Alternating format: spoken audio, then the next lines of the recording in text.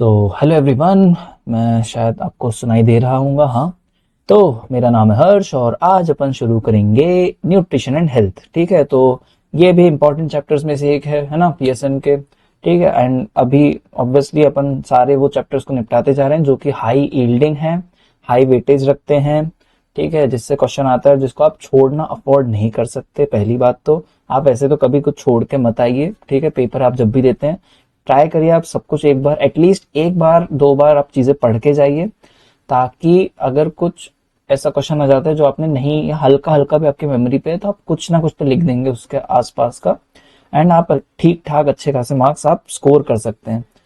वहीं पे अगर आपकी हालत बहुत ही खराब है तो भाई मेरे साथ बने रहो। ठीक है, वैसे तो अगर अच्छी भी है तो भी बने रहो। ठीक है, ऐसा भी कोई बुरी बात नहीं है कि भाई सिर्फ उन्हीं के लिए जो जिन्होंने लास्ट टाइम तक के नहीं पढ़ा। जो रिवीजन करना चाहते हैं वो भी रिवाइज कर सकते हैं इससे टॉपिक्स को, चैप्टर्स को। एंड जो अगर आप में से किसी को ये नोट्स बाय करना चाहें तो मैंने डिस्क्रिप्शन और कमेंट सेक्शन पे आपको लिंक दी है।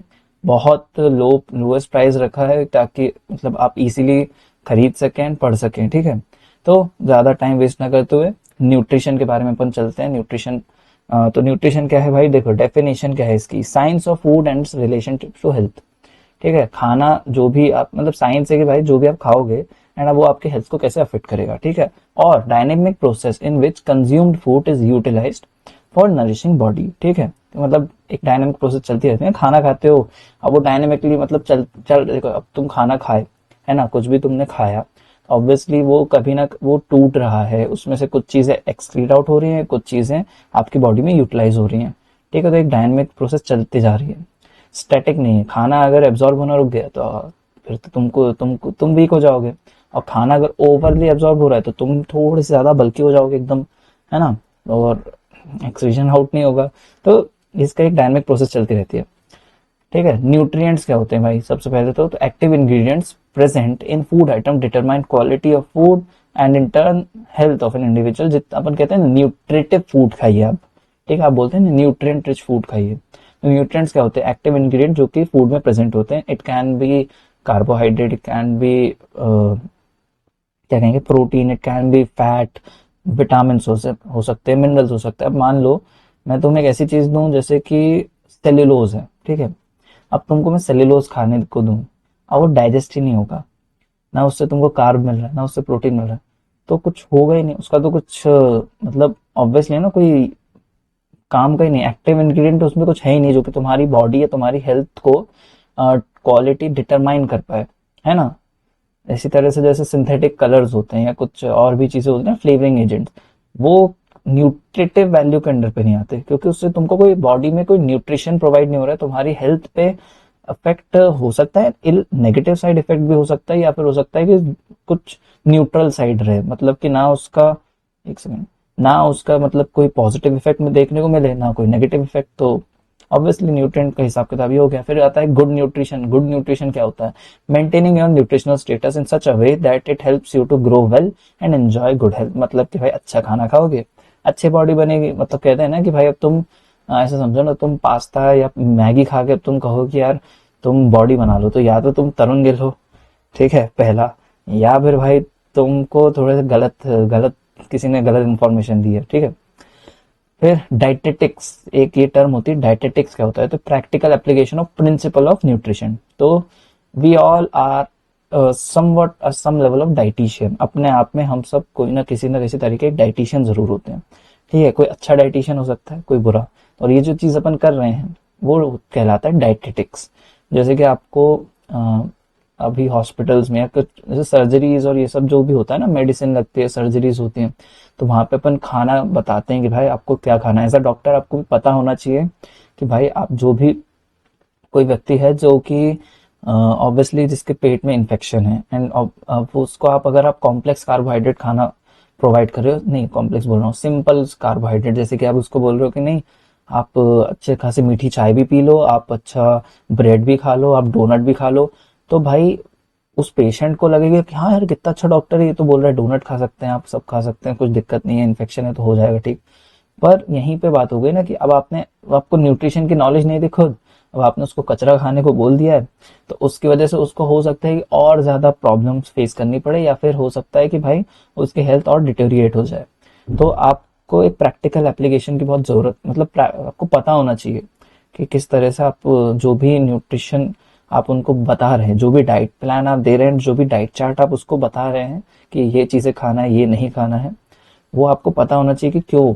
वो अगर पूछ ले कि क्यों नहीं खाना है, आप मीठा क्यों नहीं खा सकते, तो आप बताओगे कि भाई आपकी कंडीशन में ऐसा है कि बैक्टीरिया, अभी बैड बैक्टीरियाज बढ़ चुके हैं आपकी गट में, ठीक है। अब अगर आप ये कचरा चीज़ें खाएंगे तो उसकी वजह से ये ग्रोथ और बढ़ जाएगी, एंड ये ग्रोथ में साथ साथ कंटैमिनेशन होने का भी एक चांस है, तो इससे आपकी तबीयत और खराब हो सकती है। तो आपको ये सब चीज़ें बतानी पड़ेगी और ये सब जानना पड़ेगा। तो यही है इस न्यूट्रिशन एंड हेल्थ वाले चैप्टर का पूरा बेसिक मतलब कि भाई क्यों, इसका एम क्या है, ऑब्जेक्टिव क्या है। फिर planning of meal for wells and six, मतलब वही प्लानिंग ऑफ मील आपको पता होनी चाहिए। Example therapeutic diet, nutritional counselling. अब भाई किसी व्यक्ति, कोई ऐसा व्यक्ति आया जो कि जनरल चेकअप के लिए आया और बोलता है कि भैया मैंने जिम जाना चालू किया 1 हफ्ते से, तो मुझे ना मतलब क्या क्या खाना चाहिए क्या नहीं, क्या मैं प्रोटीन पाउडर ले सकता हूँ। अब मेजॉरिटी, ये बहुत बड़ा मतलब अपना ना क्या बोल सकते इंडिया में, एज ए इंडियन अगर कोई डॉक्टर, सीनियर डॉक्टर जीवन, ये ना बहुत ही बुरी स्थिति है, ठीक है। ऐसा विलनाइज करके रखा है ना प्रोटीन पाउडर्स को कि नहीं, मतलब डब्बे वाला प्रोटीन को खा रहे हो आप तो घर का, अरे तो भाई देखो, घर का जो प्रोटीन और डब्बे का फर्क क्या है कि देखो, डब्बे वाले में जो अपने एक इसमें भी बेनिफिट और मतलब इसमें भी एक दो चीजों के मतभेद है कि देखो, इसका फायदा ये होता है, जो पाउडर्स आते हैं प्रोटीन पाउडर्स, ये एक्चुअली में देखो ऐसा हवा में कोई बेचता नहीं है। हाँ, फर्जी माल दिक्कत क्या होती है इंडियन कंज्यूमर के साथ, कि इंडियन कंज्यूमर बोलेगा कि नहीं यार, एक अच्छा वे वे प्रोटीन जैसे मान के चलो, या फिर प्लांट प्रोटीन, वो आता है 1000 से 1800 2000 की रेंज में। उससे ऊपर के भी आते हैं, नो डाउट, ठीक है। पर मैं एक एवरेज एक जनता के लिए बता रहा हूँ कि 1500 तक का आप मान के चलो, ठीक है। आपका जो सप्लीमेंट है 1000 से 1500 1800 के बीच में आएगा। अब वो क्या देखेगा कि यार उसको कोई ऐड दिख गए, उसमें दिखा रहे हैं कि 300 रुपए में वे प्रोटीन, तो बंदा कहेगा 300 रुपए में मिल रहा है, मैं ये खा लेता हूँ। अब डॉक्टर ने तो बोल दिया था जैसे मान लो वे प्रोटीन खाओ, अब उसने वो कचरा वे प्रोटीन, जो कि जिसमें पूरी मिलावट है, जिसमें हो सकता है कि वे के नाम पे कुछ हो भी ना, जिसमें प्रोटीन एक्चुअली में हो भी ना, वो व्यक्ति खा जाए, एंड उसकी वजह से उसको एब्डोमिनल इश्यूज हो जाए, उसको हो सकता है डायरिया हो जाए, हो सकता है उसको कुछ और ज्यादा दिक्कत हो जाए, क्योंकि कुछ लोग चूना वूना मिला के भी बेच देते हैं, एक्चुअली में होता ही है। तो वहां पे डॉक्टर्स क्या बोल देते हैं कि नहीं ये तो भैया ये चीज मत खाओ, इससे आपको दिक्कत और ज्यादा हो सकती है। जबकि प्रोटीन गलत नहीं है, प्रोटीन तो आप भाई खुद ही एज अ डॉक्टर या आप एज अ साइंस के अगर आप बेसिक स्टूडेंट, आप खुद पढ़ते हो कि भाई बिल्डिंग ब्लॉक कहलाता है प्रोटीन, तो आप उसको कैसे बोल सकते हो कि प्रोटीन मत खाओ, ठीक है। ये पैराडॉक्स है, ये इंडियन डॉक्टर्स में भी बहुत बड़ा पैराडॉक्स है कि नहीं डब्बे वाला प्रोटीन तो बड़ा खराब है। अरे और दूध पी सकते, हाँ दूध पी सकते हो जितना चाहो। अब आपने कहा कि भैया जो ये वे है ये तो दूध से बनता है, अरे तो आप दूध पियो ना। अरे तो भाई देखो, दूध में आपको सिर्फ प्रोटीन के साथ साथ क्या क्या मिलेगा, कार्बोहाइड्रेट भी मिलेगा, फैट भी मिलेगा, ठीक है, विटामिन, ये सब तो ठीक है।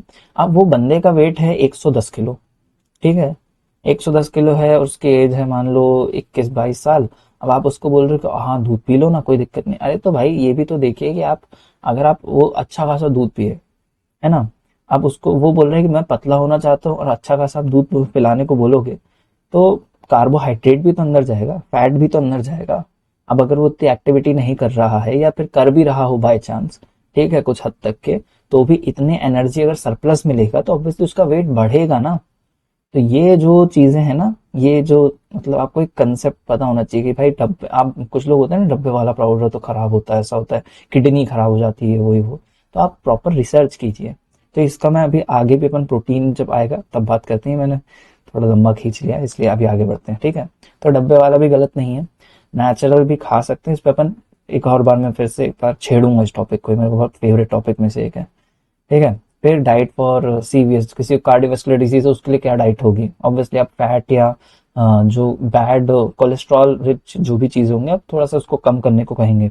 किडनी डिजीज वाले के लिए अलग डाइट प्लान होगी, डायबिटीज वाले के लिए अलग डाइट प्लान होगी, हाइपरटेंशन वाले के लिए अलग, प्रेग्नेंट फीमेल के लिए डाइट प्लान अलग होगा। तो आपको पता होना चाहिए कि भाई आप कैसे बनाएंगे उस डाइट चार्ट को, तो वो डाइटेटिक्स के अंडर आता है। न्यूट्रिएंट्स कौन कौन से होते हैं, मैक्रो होता है, माइक्रो होता है। Macro form main bulk of food, proximate principle चलता है इसमें कि भाई एक मोटा मोटा पता रखते हैं अपन, प्रोटीन फैट और carb contribute to total energy intake in proportion. Protein 10 to 15% energy देगा या देना चाहिए, फैट्स को लगभग 15 to 30%, कार्ब्स को 50 to 80%।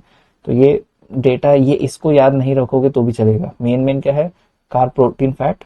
कार्ब आपके बॉडी आपका मतलब 50% कंस्टिट्यूट करना चाहिए डाइट में, एक आइडियल सिचुएशन बता रहा हूँ, ठीक है। बाकी का 30 to 40% जो होगा वो प्रोटीन से, एंड जो 10% बचता है फैट से, ठीक है। फिर माइक्रो न्यूट्रिएंट में कौन से होता है, required in small small amount पे चाहिए माइक्रो, ठीक है। मेजर मिनरल्स कौन से, सोडियम पोटेशियम, ट्रेस एलिमेंट्स होते हैं iron, iodine, fluorine, zinc, calcium, ये सब विटामिन हो गए, ठीक है। अब आप अगर माइक्रो न्यूट्रिएंट का बहुत ज्यादा अमाउंट बढ़ा दोगे तो आपको ऑब्वियसली टॉक्सिक इफेक्ट देखने को मिलेंगे, कि जैसे आपने आयरन कहा कि नहीं काम करते, आयरन से ना खून बढ़ता है, तो मैं आपके दिन की 2-2 3-3 आयरन की टैबलेट खाऊंगा, तब होगा क्या, उसको कॉन्स्टिपेशन हो जाएगा या फिर डायरिया हो जाएगा, ये होता है। तो एक प्रॉपर अमाउंट में चीजें अगर आप खाओगे, ठीक है, तो आपको बेनिफिट मिलेगा। अगर आप क्या बोलते, ओवर कंजम्पशन करोगे, ओवर कंज्यूम करोगे किसी मिनरल का, तो उसके आपको साइड इफेक्ट भी देखने को मिल सकते हैं। तो आपने बायोकेमिस्ट्री में भी पढ़ा है, मैं याद दिला दूं आपको, फर्स्ट ईयर आप पास करके आए हैं भाई साहब या भाई साहब की बहनें, ठीक है।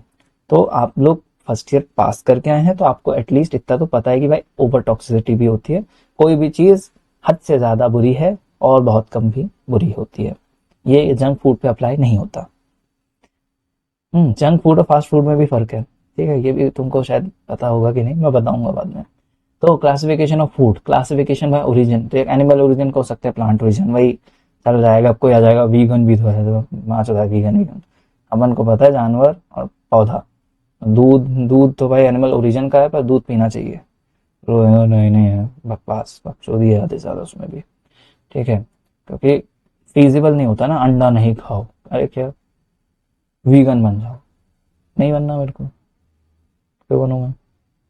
फिर क्या बोलते हैं, classification by chemical composition, protein तो ये अपन क्लासिफाई किस किस बेसिस पे कर सकते हैं, ओरिजिन के बेसिस पे कर सकते हैं, केमिकल कंपोजिशन जैसे protein, fat, carbohydrate, vitamin, mineral, predominant function के बेसिस पे भी अपन क्लासिफाई कर सकते हैं, जैसे बॉडी बिल्डिंग फूड कौन कौन से हैं, तो अपन उसमें milk, meat, egg, pulses, nuts और ये सब चीजें लिख देंगे। एनर्जी गिविंग फूड्स में sugar, tuber, fat and oil, rice, wheat, grains, ये सब लिख दिए। प्रोटेक्टिव फूड में से वेजिटेबल, फ्रूट्स, मिल्क। प्रोटेक्टिव क्या कर रहे हैं कि अपन कोई चीजें मतलब डेफिशिएंसी से प्रोटेक्ट करते हैं। वेजिटेबल में अच्छे खासे विटामिन होते हैं, मिनरल्स होते हैं। फिर न्यूट्रिटिव वैल्यू के बेसिस पे अपन क्लासिफाई कर सकते हैं, सीरियल्स एंड मिलेट्स, पल्सेस, इन सब के अलग अलग न्यूट्रिटिव वैल्यू होती है। जैसे पल्सेस हैं एक्चुअली में प्राइमरली तो कार्बोहाइड्रेट का ही सोर्स है, ठीक है, उसमें रिलेटिवली प्रोटीन थोड़ा ज्यादा होता है, ठीक है। ये मैं वही प्रोटीन पे तो मैं अच्छी चर्चा करूंगा, भले लेक्चर लंबा भी हो जाए कोई दिक्कत नहीं, तुमको एटलीस्ट ना थोड़ा डाइट डाइट तुम्हारी खुद की डाइट भी इतनी चोरी हुई सी रहती है, तो तुम फिर दूसरों को क्या बताओगे।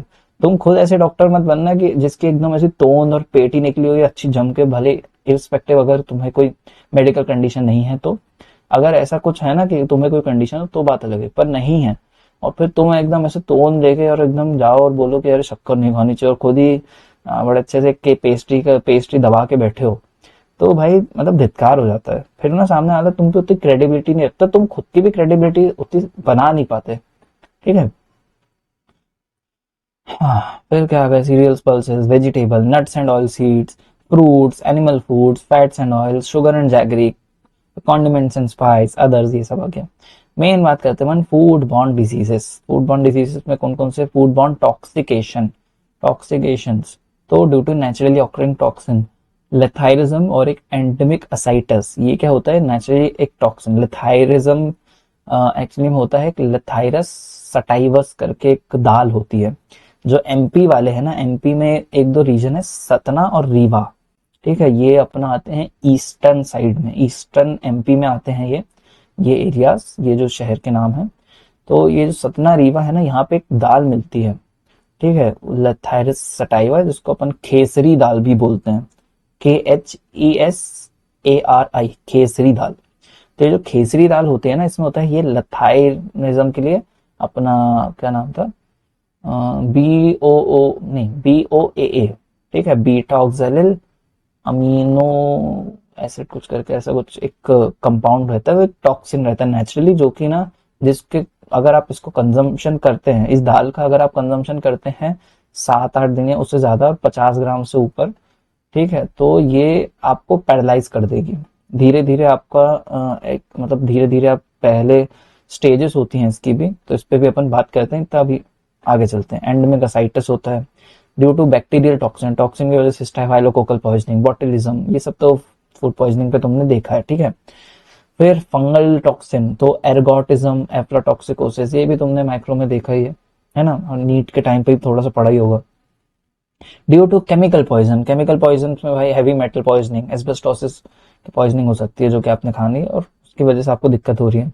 फूड बॉर्न इन्फेक्शन, ये थी क्या थी, ये थी डिजीजेस, ये है इन्फेक्शन। इन्फेक्शन मतलब कि ऑब्वियसली डिजीज तो आपको ये इन्फेक्टिव एजेंट है, यही डिजीज करा रहे हैं, पर ये इन्फेक्शन में भी जैसे बैक्टीरियल इन्फेक्शन कौन कौन से हैं, टाइफॉइड, कोलेरा, शिगलोसिस, इस तरह से आप बता सकते हैं ना।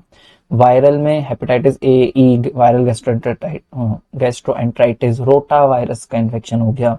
पैरासाइटिक में हुक वॉर्म, एस्कैरियासिस, अमीबियासिस।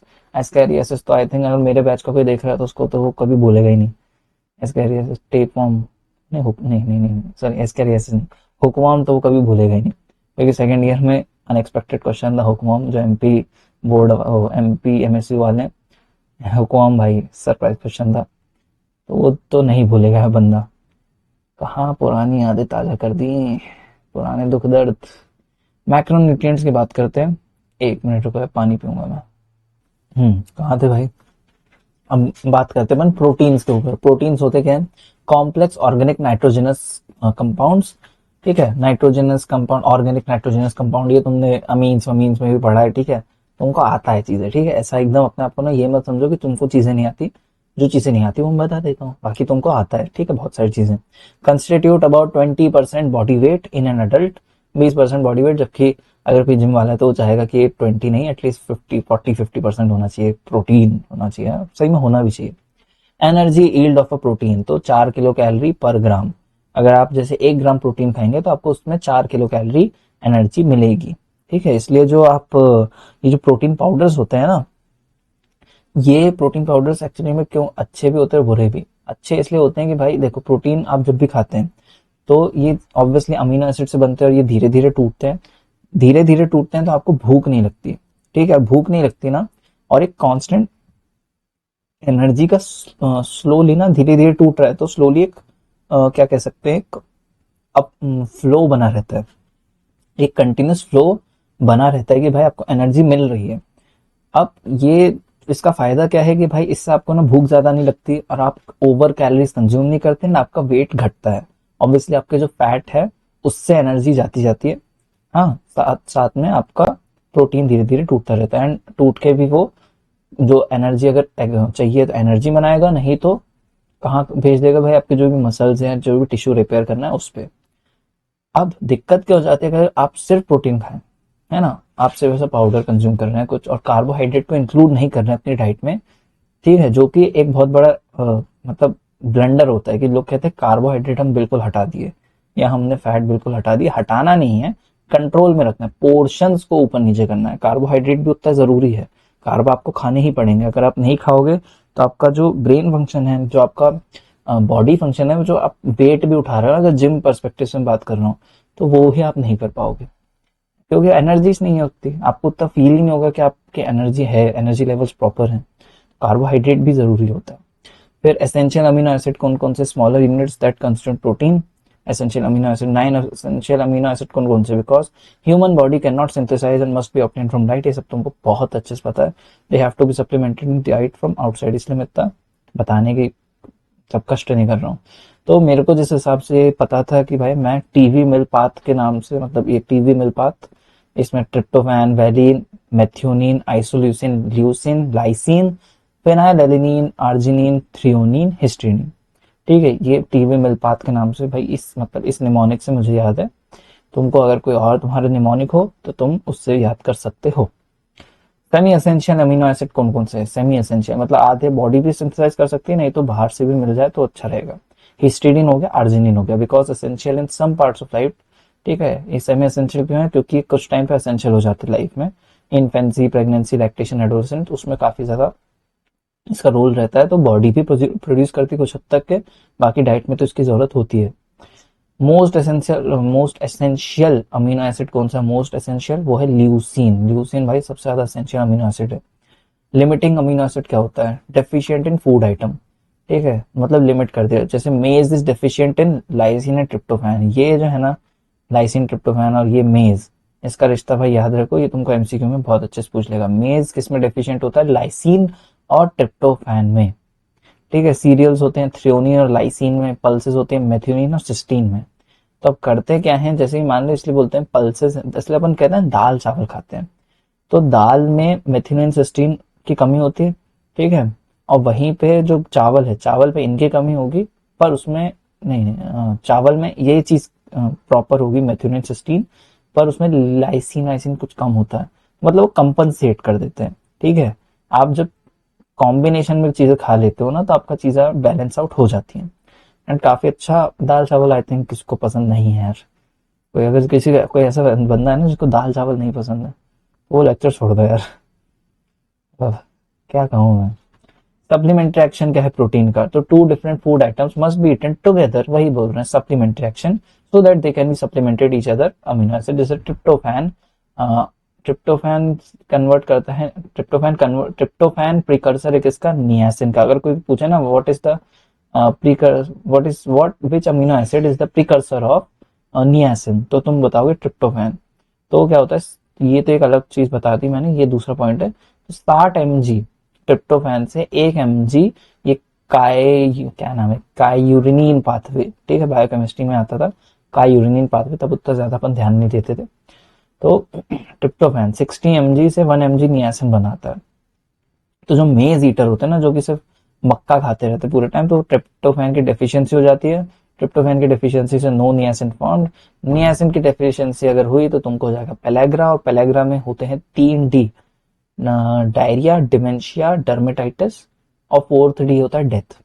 ठीक है, तो ये पेलेग्रा का जो निमोनिक है 4D होते हैं, तो उसमें समझे तो क्यों भुट्टा, अगर सिर्फ भुट्टा ही भुट्टा खाओगे तो भाई आपके पुट्ठे लाल हो सकते हैं, मतलब डर्मेटाइटिस हो जाएगा, पेलेग्रा हो सकता है आपको। तो इसीलिए ये भी जो मेज वाला जो क्वेश्चन है ना, ये आपसे बहुत ज्यादा पूछ लिया जाता है प्रैक्टिकल्स में, मेरे से तो अभी तक के नहीं पूछा कभी, पर अपना एमसीक्यूज में काफी बार ये चीज रिपीट हुई है। ल्यूसीन हो गया, ल्यूसीन बिकॉज मेज कंटेन्स क्या बोलते हैं अमीनो एसिड ल्यूसीन, मेज में ल्यूसीन होता है विच प्रिवेंट कन्वर्जन ऑफ, ये जो ट्रिप्टोफैन टू नियासिन की कहानी चल रही है ना, काइरिनिन पाथवे, इसको ल्यूसीन रोक देता है। ठीक है, और ल्यूसीन किसमें, मेज में ल्यूसीन बहुत अच्छा खासा होता है। तो यही दिक्कत कर जाता है कि भाई कभी कभी ना कोई अमीनो एसिड किसी के लिए बहुत दिक्कत करता है, और वो दिक्कत से सफर आपको करना पड़ जाता है, इसलिए बैलेंस में खाना जरूरी है। फिर सोर्स ऑफ प्रोटीन, सोर्स में क्या क्या आ जाएगा, एनिमल हो गया, प्लांट हो गया, प्लांट में आता है पल्सेस, सीरियल्स, बीन्स, नट्स। ठीक है, और में एनिमल प्रोटीन में आता है मिल्क, फैट, मिल्क, एग, चीज और fish. Egg contain all essential amino acid, एक अंडे में सारे एसेंशियल अमीनो एसिड होते हैं। सबसे बेस्ट प्रोटीन में से ही कमाना चाहता है अंडे को। ठीक है, जो कि एज अ रेफरेंस प्रोटीन भी अपन मान के चलते हैं, इसके रेफरेंस पे अपन वैल्यूज कैलकुलेट करते हैं, भी आगे देखते हैं। एवेल्युएशन ऑफ प्रोटीन, तो क्वांटिटी और क्वालिटी आपको दोनों तरह से एवेल्युएट करना पड़ेगा। How much digestible and suitable it is to meet the protein needs of the body. Knowledge of amino acid content is not enough. Quality of protein assess method, जैसे कि भाई आप मान लो सोयाबीन, सोया प्रोटीन आता है, ठीक है, market में वो भी आता है, और एक होता है वे प्रोटीन। वे प्रोटीन आपने खा लिया है 10 ग्राम, और सोया प्रोटीन आपने 10 ग्राम खा लिया, आपको लगा कि सेम रिजल्ट मिलेंगे, तो ऐसा नहीं है। क्वालिटी ऑफ प्रोटीन मतलब कि भाई क्वालिटी, वे की क्वालिटी ऊपर होती है as compare to soya protein से। क्यों, क्योंकि भाई एब्जॉर्प्शन की बात होती है। 10 ग्राम आपने वे प्रोटीन खाया तो 9 ग्राम या 9.5 ग्राम तक के वो आपकी बॉडी में एब्जॉर्ब हो जाएगा। वहीं पे सोया प्रोटीन अगर आप 10 ग्राम खाते हैं तो उसमें से हो सकता है कि 55 to 65% आई थिंक उसकी वैल्यू होती है कुछ, अपन मान के चलते 60% वो एब्जॉर्ब होगा, 6 ग्राम एब्जॉर्ब होगा, बाकी 4 ग्राम वो एब्जॉर्ब नहीं होगा, तो वो एक्सपीड आउट होगा। तो इसलिए भी अपन को पोर्शन मेंटेन करना सीखना पड़ता है कि भाई कितने पोर्शन पे अपन को क्या चीजें मिल रही हैं, कैसे अपन कवर अप करेंगे, ठीक है। अपना न्यूट्रिशनल जो भी एम है ना, उससे अपन कैसे खा सकते हैं उतना अपन दिन का, नहीं तो अपन प्रोटीन डेफिशिएंट हो जाएंगे। फिर तो जैसे क्वालिटी कैसे असेस करते हैं, तो एक होता है DIAAS DIAAS score, DIAAS DIAAS, digestible indispensable amino acid score. तो ये बेस्ट मेथड होता है मेजरिंग प्रोटीन क्वालिटी के लिए। हाँ, DIAAS स्कोर, ठीक है, digestible indispensable amino acid score. बाकी एक PDSAS स्कोर भी होता है, protein digestibility corrected amino acid score. ये जो ए लिखा है ना, ये अमीनो एसिड है, ठीक है।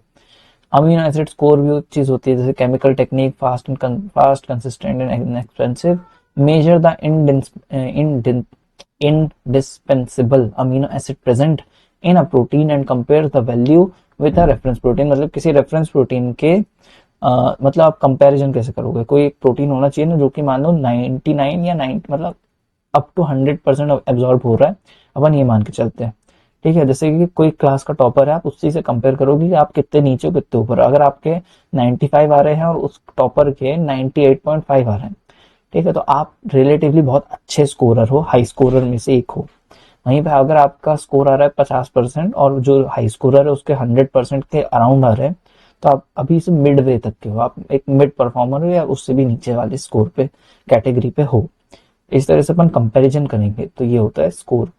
बायोलॉजिकल वैल्यू एक चीज होती है जो कि तुमने सुना होगा, amount of nitrogen retained in compare to amount of nitrogen absorb, retained upon absorb, है ना।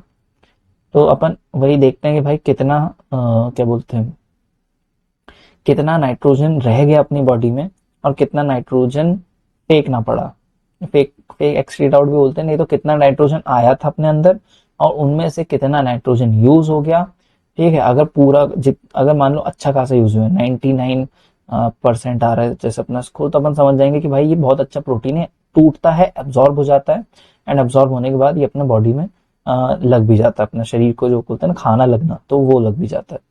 NPU क्या होता है, नेट प्रोटीन यूटिलाइजेशन, ये काफी इसके क्वेश्चन आते हैं। नेट प्रोटीन यूटिलाइजेशन के rate of nitrogen used for tissue formation versus the amount of nitrogen digested, कितना भाई डाइजेस्ट।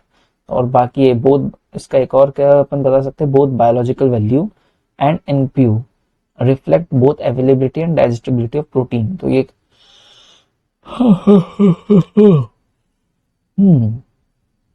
नाइट्रो क्या बोलते हैं, net protein utilisation is equal to biological value into क्या बोलते हैं डाइजेस्टिबिलिटी कोएफिशिएंट अपॉन 100। तो इस फॉर्मूले से अपन निकाल सकते हैं कि भाई नेट प्रोटीन यूटिलाइजेशन कितना हो रहा है, ये कोएफिशिएंट होता है या साइन होता है, ये रिसर्च वो सब बताते रहते हैं।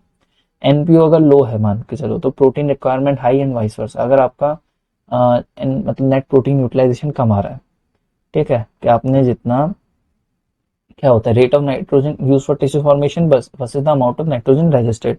मान लो आपने सोया चंक खाए, सोया चंक में आपका जो प्रोटीन है वो टूट भी गया अच्छा खासा, पर उसमें से एब्जॉर्ब ये जो टिश्यू फॉर्मेशन का काम कितना आया, सिर्फ उसका 50%, है ना।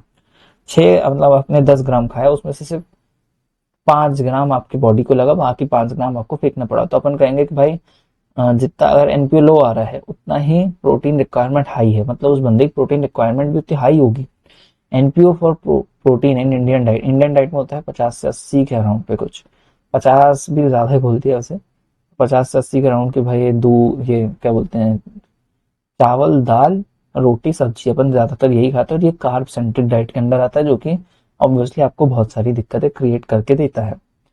रेफरेंस प्रोटीन क्या हो जाता है अपना अंडा, अंडे में क्या है NPO उसके नियरली अप्रॉक्स होती है 100, इसलिए अपन इसको रेफरेंस प्रोटीन की तरह मानते हैं। एक सबसे बेटर एब्जॉर्ब भी होता है और बेटरली बेस्ट तरीके से अपने बॉडी पे लगता भी है और सस्ता भी होता है, ठीक है।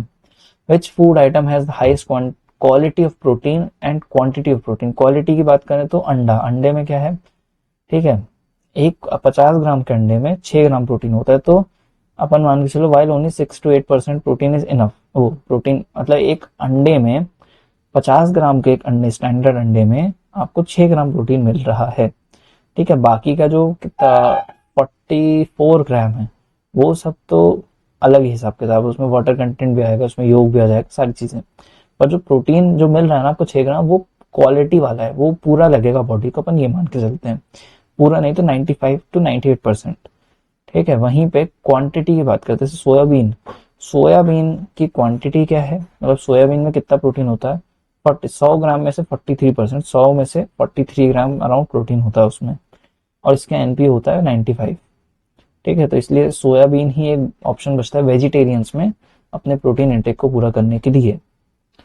नहीं तो भाई आप प्रोटीन एफिशिएंट हो जाते हैं मोस्टली। और अंडे का ये रूल, ठीक है, ये आपको उसमें स्पॉटिंग वॉटिंग पे लिखने का हो जाता है कि 60 ग्राम के अंडे में 6 ग्राम प्रोटीन, 6 ग्राम फैट और 60 किलो कैलोरी अराउंड एनर्जी मिलती है।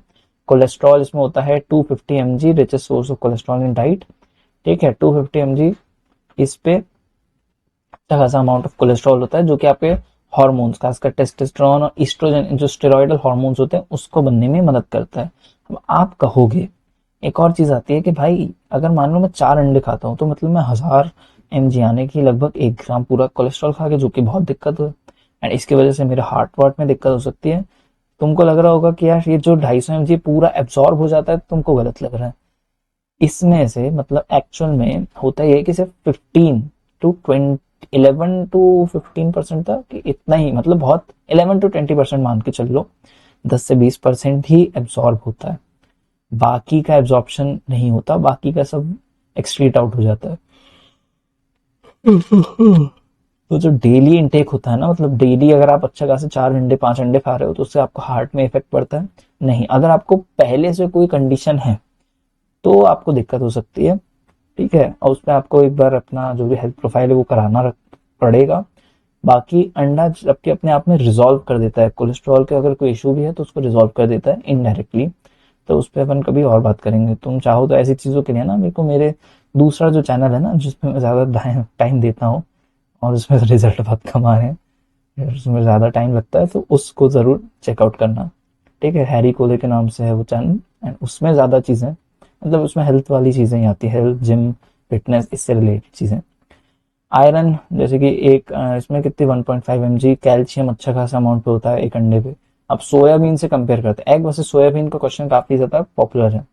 Soyabean as compare to other pulses, इसमें सबसे ज्यादा हाइयर इन एनपीयू, मतलब यही अंधों में काना राजा की वाली बात है। प्रोटीन इसमें होता है 43%, एनर्जी 432 किलो कैलोरी पर 100 ग्राम। तो इसलिए ये एक दिक्कत होती है कि भाई अगर आपने वेजिटेरियंस में सबसे बड़ी दिक्कत ये होती है ना कि वेजिटेरियंस में ना आपको बहुत ही स्ट्रिक्टली डाइट करनी पड़ जाएगी। नहीं तो आप मान के चलो जैसे स्ट्रिक्टली और बहुत सोच समझ के, बहुत लोग बोलते हैं कि अरे नहीं नहीं मेरी बॉडी तो ऐसी है, ये है वो है।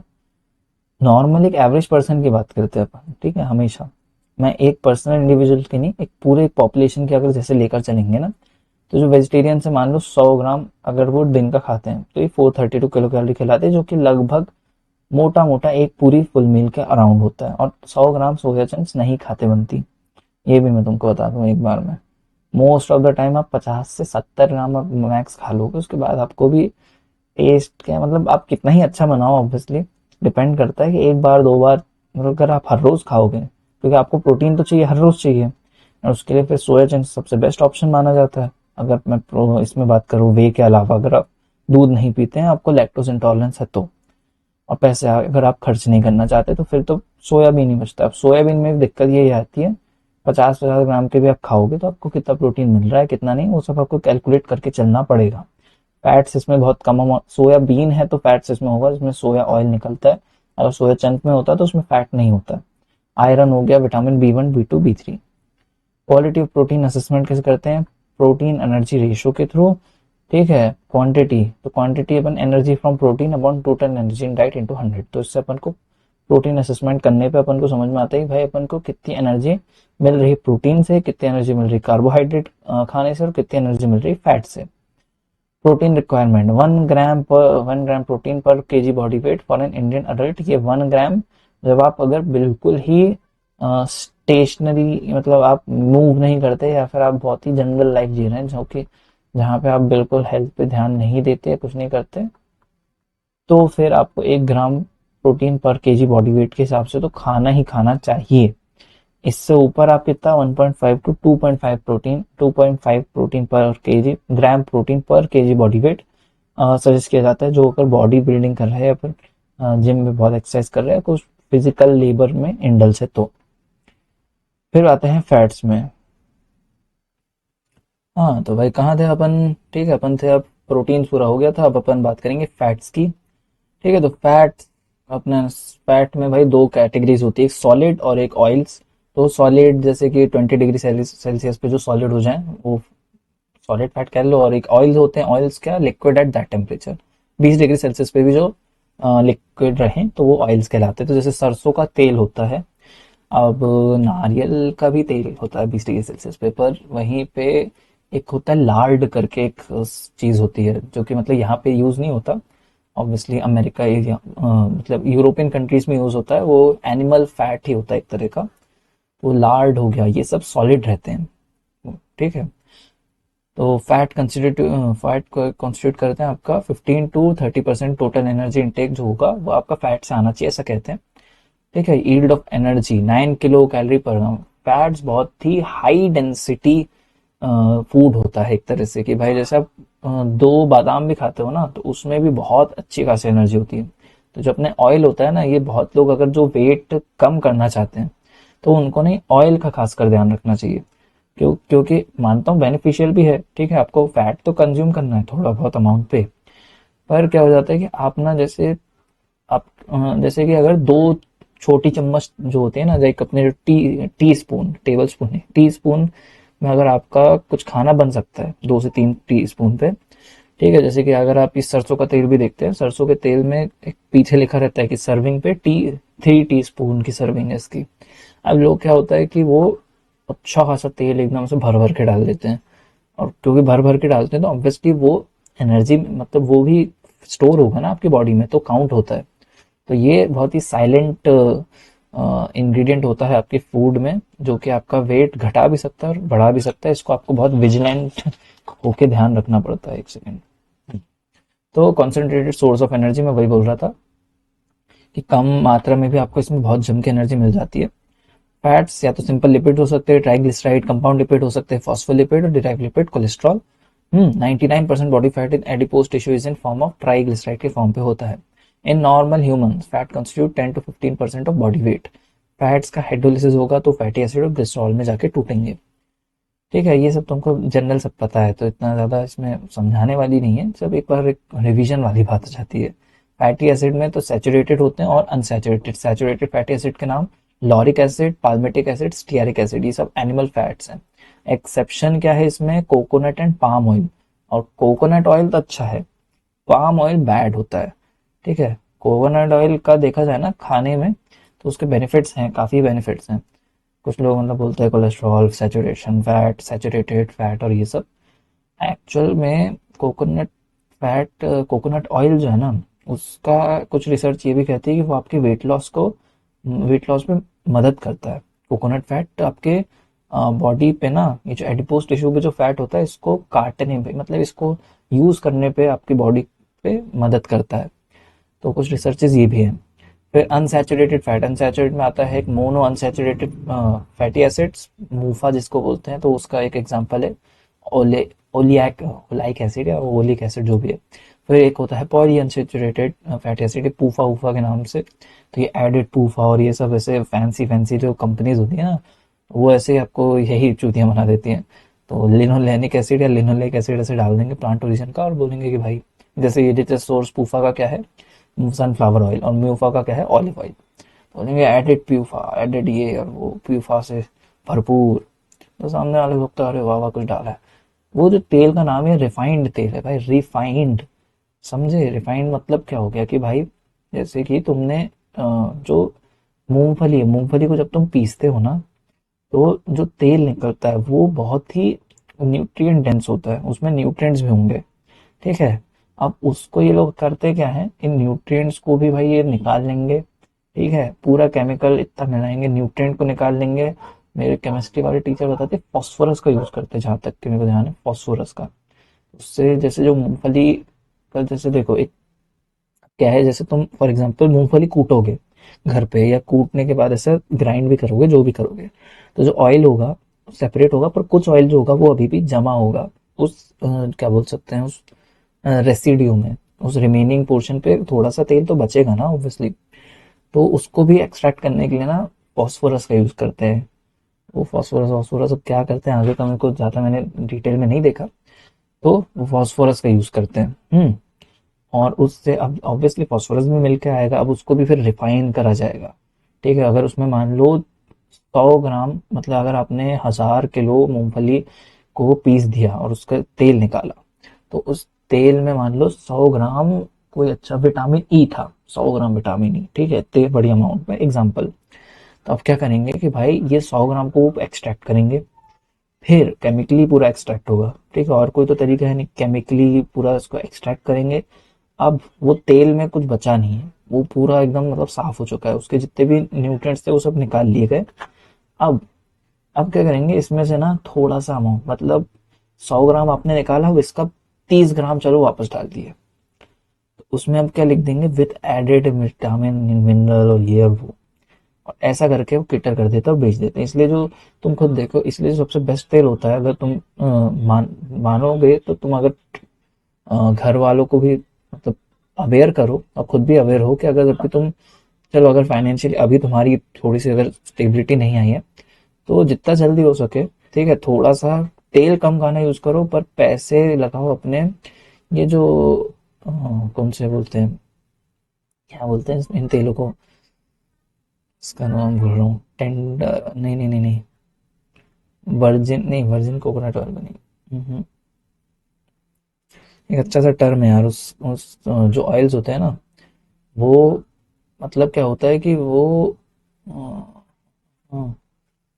नाम भूल गया यार बहुत, मतलब वो जो तेल होते हैं ना एक्चुअली में, जैसे कि ये तुमने गाँव पे देखा होगा, ऐसे वो बैल होता है और वो ऐसा पूरा मैकेनिकली, हाँ मैकेनिकली प्रेस्ड जो ऑयल होते हैं ना, कोल्ड प्रेस्ड ऑयल्स को खाना यूज करो।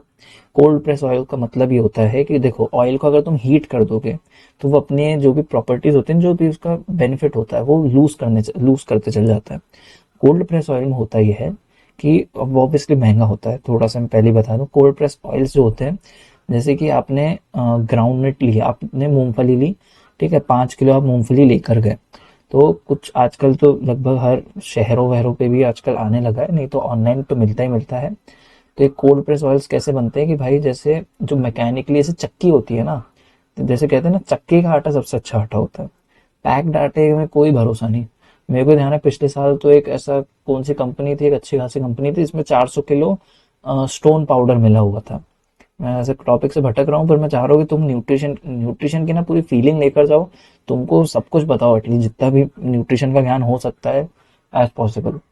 तो 400 किलो स्टोन का मतलब पत्थर का चूरा जो होता है ना, वो मिला के बेच रहे थे, ठीक है, और काफी अच्छी रेप्यूटेड ब्रांड थी। तो वो उससे अच्छा है कि भाई तुम जो चक्की का आटा होता है ना, कि भाई तुम गेहूं ले गए और सीधे पिसा पिसा के ले आए, तो वो ज्यादा सही रहेगा।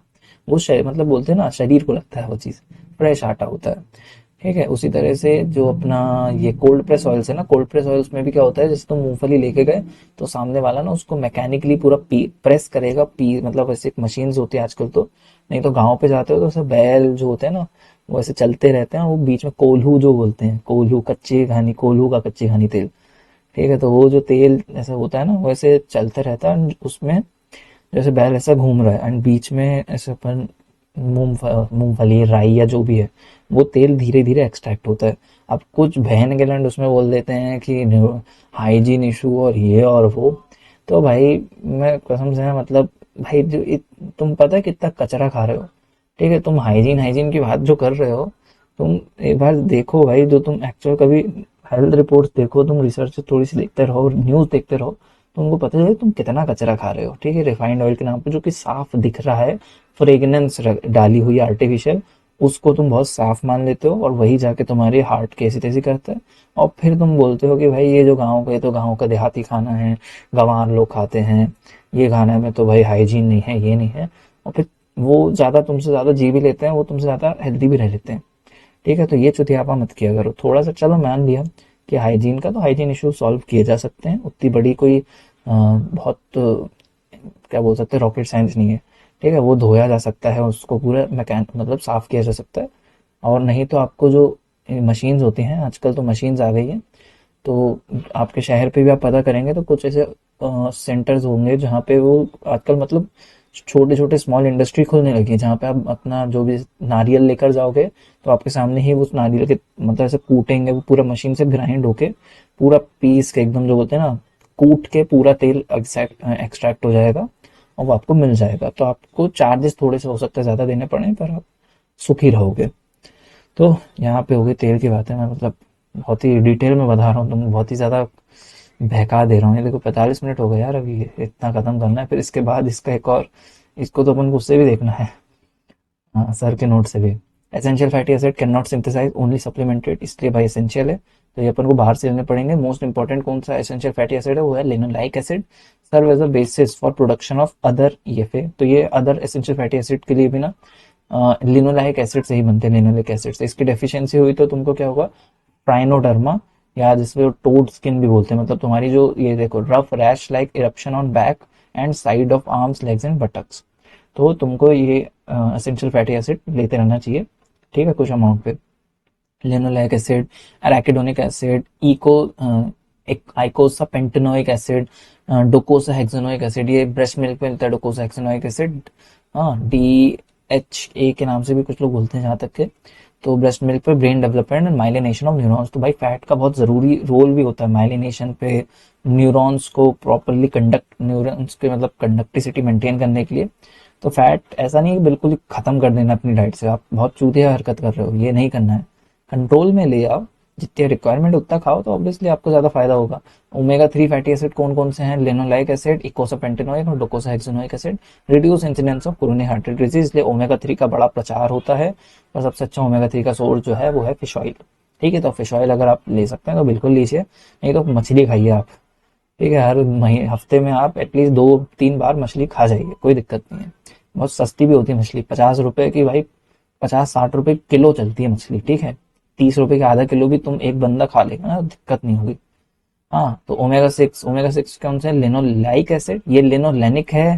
ठीक है, लिनोलेनिक और लिनोलीक, ये दोनों में ना देख लेना, इसी में कंफ्यूजन हो जाता है। ओमेगा 3 लिनोलेनिक, ठीक है। ओमेगा 3, 3 लेटर छोटा है, मतलब 3 नंबर छोटा है, पर उसमें स्पेलिंग बड़ी आ रही है, मेरे को ऐसे याद है। लिनोलेनिक में, लिनोलेनिक की स्पेलिंग बड़ी है, तो छोटे में जाएगा ओमेगा 3 में, और लिनोलाइक ओमेगा 6 में। एराकिडोनिक एसिड तो ये इधर आ गया। और एक रेशो क्या होता है आइडियली, कि ओमेगा 6 टू ओमेगा 3 का रेशो 1:1 to 4:1 आइडियल डाइट में इतना होता है। फिर विजिबल फैट क्या होते हैं, fat that are separated from their natural source, जैसे घी और बटर, ये मिल्क से सेपरेट हो जाते हैं, easy to estimate intake in daily diet. Invisible fat में दिक्कत क्या होती है, विजिबल नहीं होते नेकेड आई पे, तो मेजर कंट्रीब्यूशन ऑफ फैट यही होता है, इनविजिबल फैट्स। तो मिनिमम रिक्वायरमेंट, ठीक है, तो इसमें जैसे अपने वही काजू बादाम तुमने खा लिए अच्छे खासे, ऐसे ड्राई फ्रूट्स है जिनका ऑयल होता है, मूंगफली बहुत तुमने खा ली। मिनिमम रिक्वायरमेंट क्या है, हाँ 20 से 40 ग्राम पर डे, ये बहुत ज्यादा बता रहा है एक्चुअली में, मेरे को थोड़ा सा जितना ध्यान है, I think 15 to 20 gram per day का है। ठीक है, ये थोड़ा ज्यादा बता रहे हैं, क्योंकि ऑब्वियसली बॉडी टू बॉडी भी डिपेंड करेगा। फिर कार्बोहाइड्रेट्स की बात करते हैं। कार्बोहाइड्रेट्स में supply energy at rate of 4 kilo calorie पर ग्राम। ठीक है, 3 मेन सोर्स होते हैं। एक स्टार्च होता है, स्टार्च में basic of human diet, cereals, tubers, roots. Sugars होती हैं, शुगर में monosaccharide, glucose, fructose, galactose. Disaccharide में सुक्रोज, लैक्टोज जो कि मिल्क में मिलेगा, और मैल्टोज। सेल्यूलोज होता है इंडाइजेस्टिबल कंपोनेंट ऑफ कार्बोहाइड्रेट, ये डाइटरी फाइबर हो जाते हैं अपने, जो कि अपने इंटेस्टाइन को क्लीन आउट करने में मदद करते हैं, डाइजेस्ट होते नहीं है, तो ऐसा क्लीनिंग मैकेनिज्म पे यूज कर, मतलब हो जाते हैं अपनी डाइट में। कार्बोहाइड्रेट्स रिजर्व कौन से हैं, ग्लाइकोजन है, ड्यूरिंग फास्टिंग, और रैपिडली एग्जॉस्ट होता है। तो भाई इसलिए जो कहते हैं ना कि फास्टिंग करना भी चाहिए, ताकि ग्लाइकोजन जल्दी खत्म हो, एंड आपका जो बॉडी फैट है वो कम होता है। बट ऑब्वियसली उसके साथ आपको प्रोटीन या फिर पानी तो इनटेक करना ही पड़ता है, ये सब वो सब अलग बात है। ग्लाइसेमिक इंडेक्स क्या होता है, a scale that ranks carbohydrate rich food by how much they raise blood glucose levels compare to standard food. ठीक है, तो एक स्टैंडर्ड फूड जैसे मतलब अपन कंपैरिजन करते हैं कि भाई जीआई क्या होता है, जो rank carbohydrate rich foods by how much they raise blood glucose level compare to standard. एक स्टैंडर्ड फूड को लेंगे अपन, मतलब वही कंट्रोल टेस्ट वाली बात है कि अपने एक स्टैंडर्ड एक मान लिया कि भाई ये इतना क्या बोलते हैं, इतना ब्लड ग्लूकोज बढ़ाता है कोई एक, जैसे कि गाजर है, तुमने उसको स्टैंडर्ड मान लिया कि गाजर खाने के बाद इतना ब्लड ग्लूकोज बढ़ता है। तो अब गाजर की कंपैरिजन पे भाई अगर मैं अब जैसे कि ब्रेड खा लूं, ठीक है, या फिर आइसक्रीम खाऊं, तो कितना मेरा क्या कह सकते हैं, ब्लड ग्लूकोज लेवल बढ़ रहा है तो एक इंडेक्स फॉर्म होता है, जीआई इंडेक्स। तो food low on GI scale कौन कौन से, tend to release glucose slowly and steadily and vice versa. GI can also be defined GI can also be defined as by the area under the 2 hour blood glucose response curve। एक response curve, ये सब तुम biochemistry में बहुत अच्छे से detail में पढ़ चुके हो। Following the ingestion of a fixed portion of test carbs usually 50 gram is a proportion of age। मतलब इसमें क्या बोल रहा है कि भाई अपन जो ग्लूकोज ग्लाइसेमिक इंडेक्स है ना, इसको इससे भी ग्लूकोज के थ्रू भी अपन एस्टिमेट कर सकते हैं। कैसे, बाय द एरिया अंडर, एक ग्लूकोज का कर्व बनता है, टॉलरेंस कर्व और वो सब। तो एरिया अंडर कर्व की बात कर रहे हैं, 2 hour blood glucose response curve following the injection of a fix portion of test carb. मतलब एक 50 ग्राम का आप मान लो एक टेस्ट कार्ब है, जैसे चावल आपने 50 ग्राम खाए, ठीक है, तो आप उसका एक ग्राफ ही बनाएंगे कि भाई जैसे ब्लड ग्लूकोज बढ़ा, ठीक है, इतना बढ़ा, इतने पीक आया, पीक के बाद वो कम हो गया, तो फिर अब ये जो एरिया अंडर कर्व है, इसको आप ऐसा कैलकुलेट करके आप बताएंगे कि इसका ग्लाइसेमिक इंडेक्स इतना है as a proportion for area under curve of the standard either glucose और व्हाइट ब्रेड। ठीक है, ज्यादा स्टैंडर्ड में अपन ग्लूकोज को यूज करते हैं, नहीं तो व्हाइट ब्रेड को यूज करते हैं। चावल वाला मैंने एग्जांपल दिया है, पर समझ गए होगे आप। तो लो जीआई कौन कौन से होते हैं, जो कि लेस देन 55 की रेटिंग है, जिनका मतलब नंबर कम है। फ्रूट्स हो गए, वेजिटेबल हो गए, एक्सेप्ट पोटैटो, वाटरमेलन, कॉर्न। तो ये तीन को छोड़ के बाकी जितने फ्रूट्स और वेजिटेबल्स हैं, ये ऑब्वियसली फाइबर रिच होते हैं, फाइबर रिच मीठे भी होते हैं, और फिर भी इसका ये शुगर नहीं बढ़ाते उतनी ब्लड में, क्योंकि जो फाइबर होता है ना, फाइबर वो सस्टेनली रिलीज करेगा शुगर को। आपको टेस्ट आएगा, जुबान पे टेस्ट आएगा, पर आपको बॉडी में उतनी दिक्कत नहीं होती। इसलिए फ्रूट्स खाने के लिए ना, डायबिटीज वालों को फ्रूट्स और वेजिटेबल्स खाने के लिए बिल्कुल बोलो। और तुमको भी शुगर कंट्रोल करनी है तो अपने डाइट में फ्रूट्स अच्छे खासे बढ़ाओ, ठीक है, पोटैटो, वाटरमेलन, कॉर्न को छोड़ के। फिर मीडियम में अपने कौन कौन से जाते हैं, 56 टू 69 की रेटिंग पे राइस और ब्राउन राइस। हाई वाले कौन से हो गए, कॉर्नफ्लेक्स हो गया, व्हाइट ब्रेड हो गई, व्हाइट पोटैटो हो गया, सिरप फूड्स। और यही जितनी चीजें हैं ना जीआई बढ़ाने वाली, आजकल ब्रेकफास्ट में इसी को यूज करते हैं। तो ये भाई, ये जो कुछ कंपनीज है ना, जो मल्टीनेशनल कंपनीज है, ये बहुत चूतियां बनाती है कस्टमर को, और कंज्यूमर बनता भी है। कॉर्नफ्लेक्स पहले नहीं था, कॉर्नफ्लेक्स पता है इंट्रोडक्शन से पहले ना लोग बहुत अच्छे मीट, एग्स और ये सब चीजें खाया करते थे, ठीक है। उसके बाद क्या है कि cornflakes is the very standard and बहुत ही अच्छा क्या बोलते हैं वो है ब्रेकफास्ट ऑप्शन। ब्रेकफास्ट का कंसेप्ट भी बहुत अलग चीज है कि ब्रेकफास्ट का कंसेप्ट भी नहीं था। तो इस तरह से चूतियां बना देते हैं लोग। और अब क्या होता है, अब भाई आप कॉर्नफ्लेक्स बचपन से किसी बच्चे को दोगे तो ऑब्वियसली उसके ग्लूकोज स्पाइक अच्छे खासे आएंगे, ठीक है, ग्लूकोज स्पाइक अच्छे खासे आएंगे। इंसुलिन, अब क्या होगा, इंसुलिन धीरे धीरे डाउन होते चल जाता है, और फिर पता चला कि 25, 26, 27 साल में आपको डायबिटीज डिटेक्ट हो रही है। और आजकल बहुत कॉमन हो गया, आपको मिलेंगे भी, यंग पेशेंट भी मिलेंगे, आप खुद भी हो सकते हैं उनमें से एक। तो भाई यही वो आदतें हैं। और ऐसा नहीं कि रिवर्स, आप थोड़ा सा देखो, मेहनत थोड़ी ज्यादा लगेगी, पर अगर टाइम पे चीजों को डायग्नोज करोगे ना, तो आप रिवर्स भी कर सकते हो डाइटरी हैबिट के थ्रू। तो उसमें से यही है कि ये कचरा जितना है ना, ये व्हाइट ब्रेड, ठीक है, व्हाइट ब्रेड आजकल हर कोई खाता है सुबह के नाश्ते में, ठीक है। Brown bread is a better option, best option नहीं है। मैं कभी कभी खुद ब्राउन ब्रेड कंज्यूम करता हूँ, पर कभी कभी, हर रोज का नहीं है मेरा। हर रोज का जो अगर तुम बोलो ना, अभी रिसेंट में कुछ नाश्ता जो चल रहा है मेरा काफी टाइम से, वो है भाई ओट्स होते हैं, प्लेन ओट्स, ठीक है, फ्लेवर्ड वाले और ये सब नहीं, प्लेन ओट्स। प्लेन ओट्स, उसमें क्योंकि मैं दूध भी नहीं डालता हूँ, क्योंकि लैक्टोज की दिक्कत होती रहती है, तो मैं भाई पानी के साथ उसको पकाऊंगा। शक्कर की जगह या तो मैं, कभी गरीबी चल रही है तो गुड़ डाल लूंगा, हाँ गुड़, ठीक है, शक्कर से थोड़ा, रिफाइंड शुगर से थोड़ा बेटर है गुड़, पर जीआई मतलब क्या बोलते हैं, ग्लूकोज लेवल उतना ही राइज करता है। तो उससे भी सबसे बेस्ट ऑप्शन होता है खांड करके एक चीज आती है, ठीक है, देसी खांड करके एक मतलब होता है एक्चुअली में, वो भी गन्ने को, शायद जितना मेरे को पता है कि भाई एक खांड सारी नाम से एक शुगर मिलती है मेरे को, पतंजलि की आती है, एक किलो 110 रुपए की। वैसे स्पॉन्सरशिप नहीं कर रहा हूँ, पतंजलि की आती है 110 रुपए की 1 किलो। वो मेरे को आराम से 2 महीने, 3-3 महीने तक के चल जाती है उसमें, क्योंकि मैं हर रोज कंज्यूम भी नहीं करता हूँ मोस्ट ऑफ द टाइम। जब भी अगर कुछ लगता है मेरे को खाना ही है मीठा, तो मैं उसको यूज करता हूँ। होता ये है कि वो प्लांट फाइबर्स रहते हैं, और वो प्लांट फाइबर्स क्या होते हैं, वो मीठे लगेंगे, शक्कर जितने ही मीठे रहते हैं, पर क्योंकि वो प्लांट फाइबर, वो फाइबर के अंदर है ना, तो वो ब्लड ग्लूकोज लेवल को बढ़ाते नहीं है, एकदम स्पाइक नहीं करते, वो धीरे से रेस करेंगे, ठीक है। मतलब इवन आई थिंक एक वीडियो भी है, शायद किसी इंस्टाग्राम में कोई वीडियो था कि वह व्यक्ति मतलब पूरा एक्सपेरिमेंट करके दिखाते कि अगर मैं शक्कर कंज्यूम करता हूँ 2 घंटे बाद अपना ब्लड ग्लूकोज लेवल देखता हूँ तो स्पाइक आता है। वहीं पे जो खांड को उन्होंने जो टेस्ट किया, ठीक है, शक्कर रिफाइंड शुगर और जैगरी में दोनों सेम रिजल्ट थे कि उनको स्पाइक मिल रहा था। खांड में उनको हुआ ये कि खांड में जब उन्होंने खांड खाई और फिर उसके बाद उन्होंने अपने ब्लड ग्लूकोज मॉनिटर से लेवल किया, देखा, लेवल चेक किए, तो वो मतलब पहले मान लो अगर स्पाइक आ रहा था कितना 115 mg पर डेसीलीटर का, तो इस तो खांड के बाद उनका कुछ 85 के कुछ अराउंड कुछ आया था, 85 या 90, मतलब कम आया था, काफी कम आया था। तो इसलिए वो बहुत बेस्ट ऑप्शन हो जाता है। तो अगर आपको चाय वाय पीने का ज्यादा शौक है, ऐसा कुछ भी है, तो ये सारी चीज, यही वो हैबिट्स होती हैं जो कि मतलब आपको डेवलप करना चाहिए।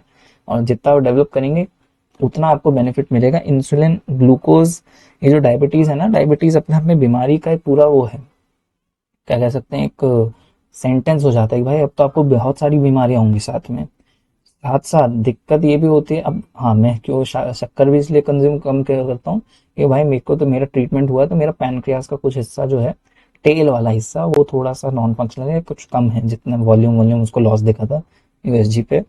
तो भाई उस हिसाब से मेरे को थोड़ा सा देख के रहना पड़ता है कि भाई ज़्यादा आपने खा लिए शक्कर और चला डायबिटीज़ हो गया। डायबिटीज़ भाई बहुत ही वाहियात बीमारियों में से एक है। ठीक है, तो उससे अच्छा है कि मैं शक्कर प्रेफर नहीं करता, खाता हूँ कभी कभी, ठीक है, ऐसा भी नहीं बोलना। कुछ मीठी चीज़ें मैं ज़्यादातर ये सब ना मैं बाहर खाता हूँ, घर में लाता ही नहीं, कमरे पे मैं कभी ला कर नहीं रखता। ठीक है, क्योंकि मेरे को पता है मैं ला कर रखूंगा तो मैं खाऊंगा। मैं बाहर कभी दोस्तों के साथ कुछ खाना रहा तो खा लिए, कुछ बाइट लिए, ठीक है, नहीं तो रहने दो। डार्क चॉकलेट मैं ज़्यादा प्रेफर करता हूँ, डार्क चॉकलेट भी कम हो गई है क्योंकि प्राइस बढ़ गए हैं उसके।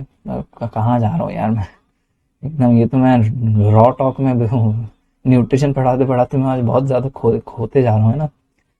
मेरे फेवरेट टॉपिक में से एक है यार न्यूट्रिशन, इसका मतलब नॉलेज होना चाहिए सबको। डाइटरी गोल्स क्या, not more than 20% of total energy intake from fat source, ठीक है। Saturated fat should not constitute 10% of total energy, saturated fat आपकी डाइट में थोड़े कम रहे। Protein should provide 15 to 20% of total energy intake, जबकि मैं कहूंगा कि इसको थोड़ा बढ़ा दो यार, ठीक है, ये स्टैंडर्ड डेटा है, पर मैं कहूंगा कि 30% रख दो यार, कोई दिक्कत नहीं है।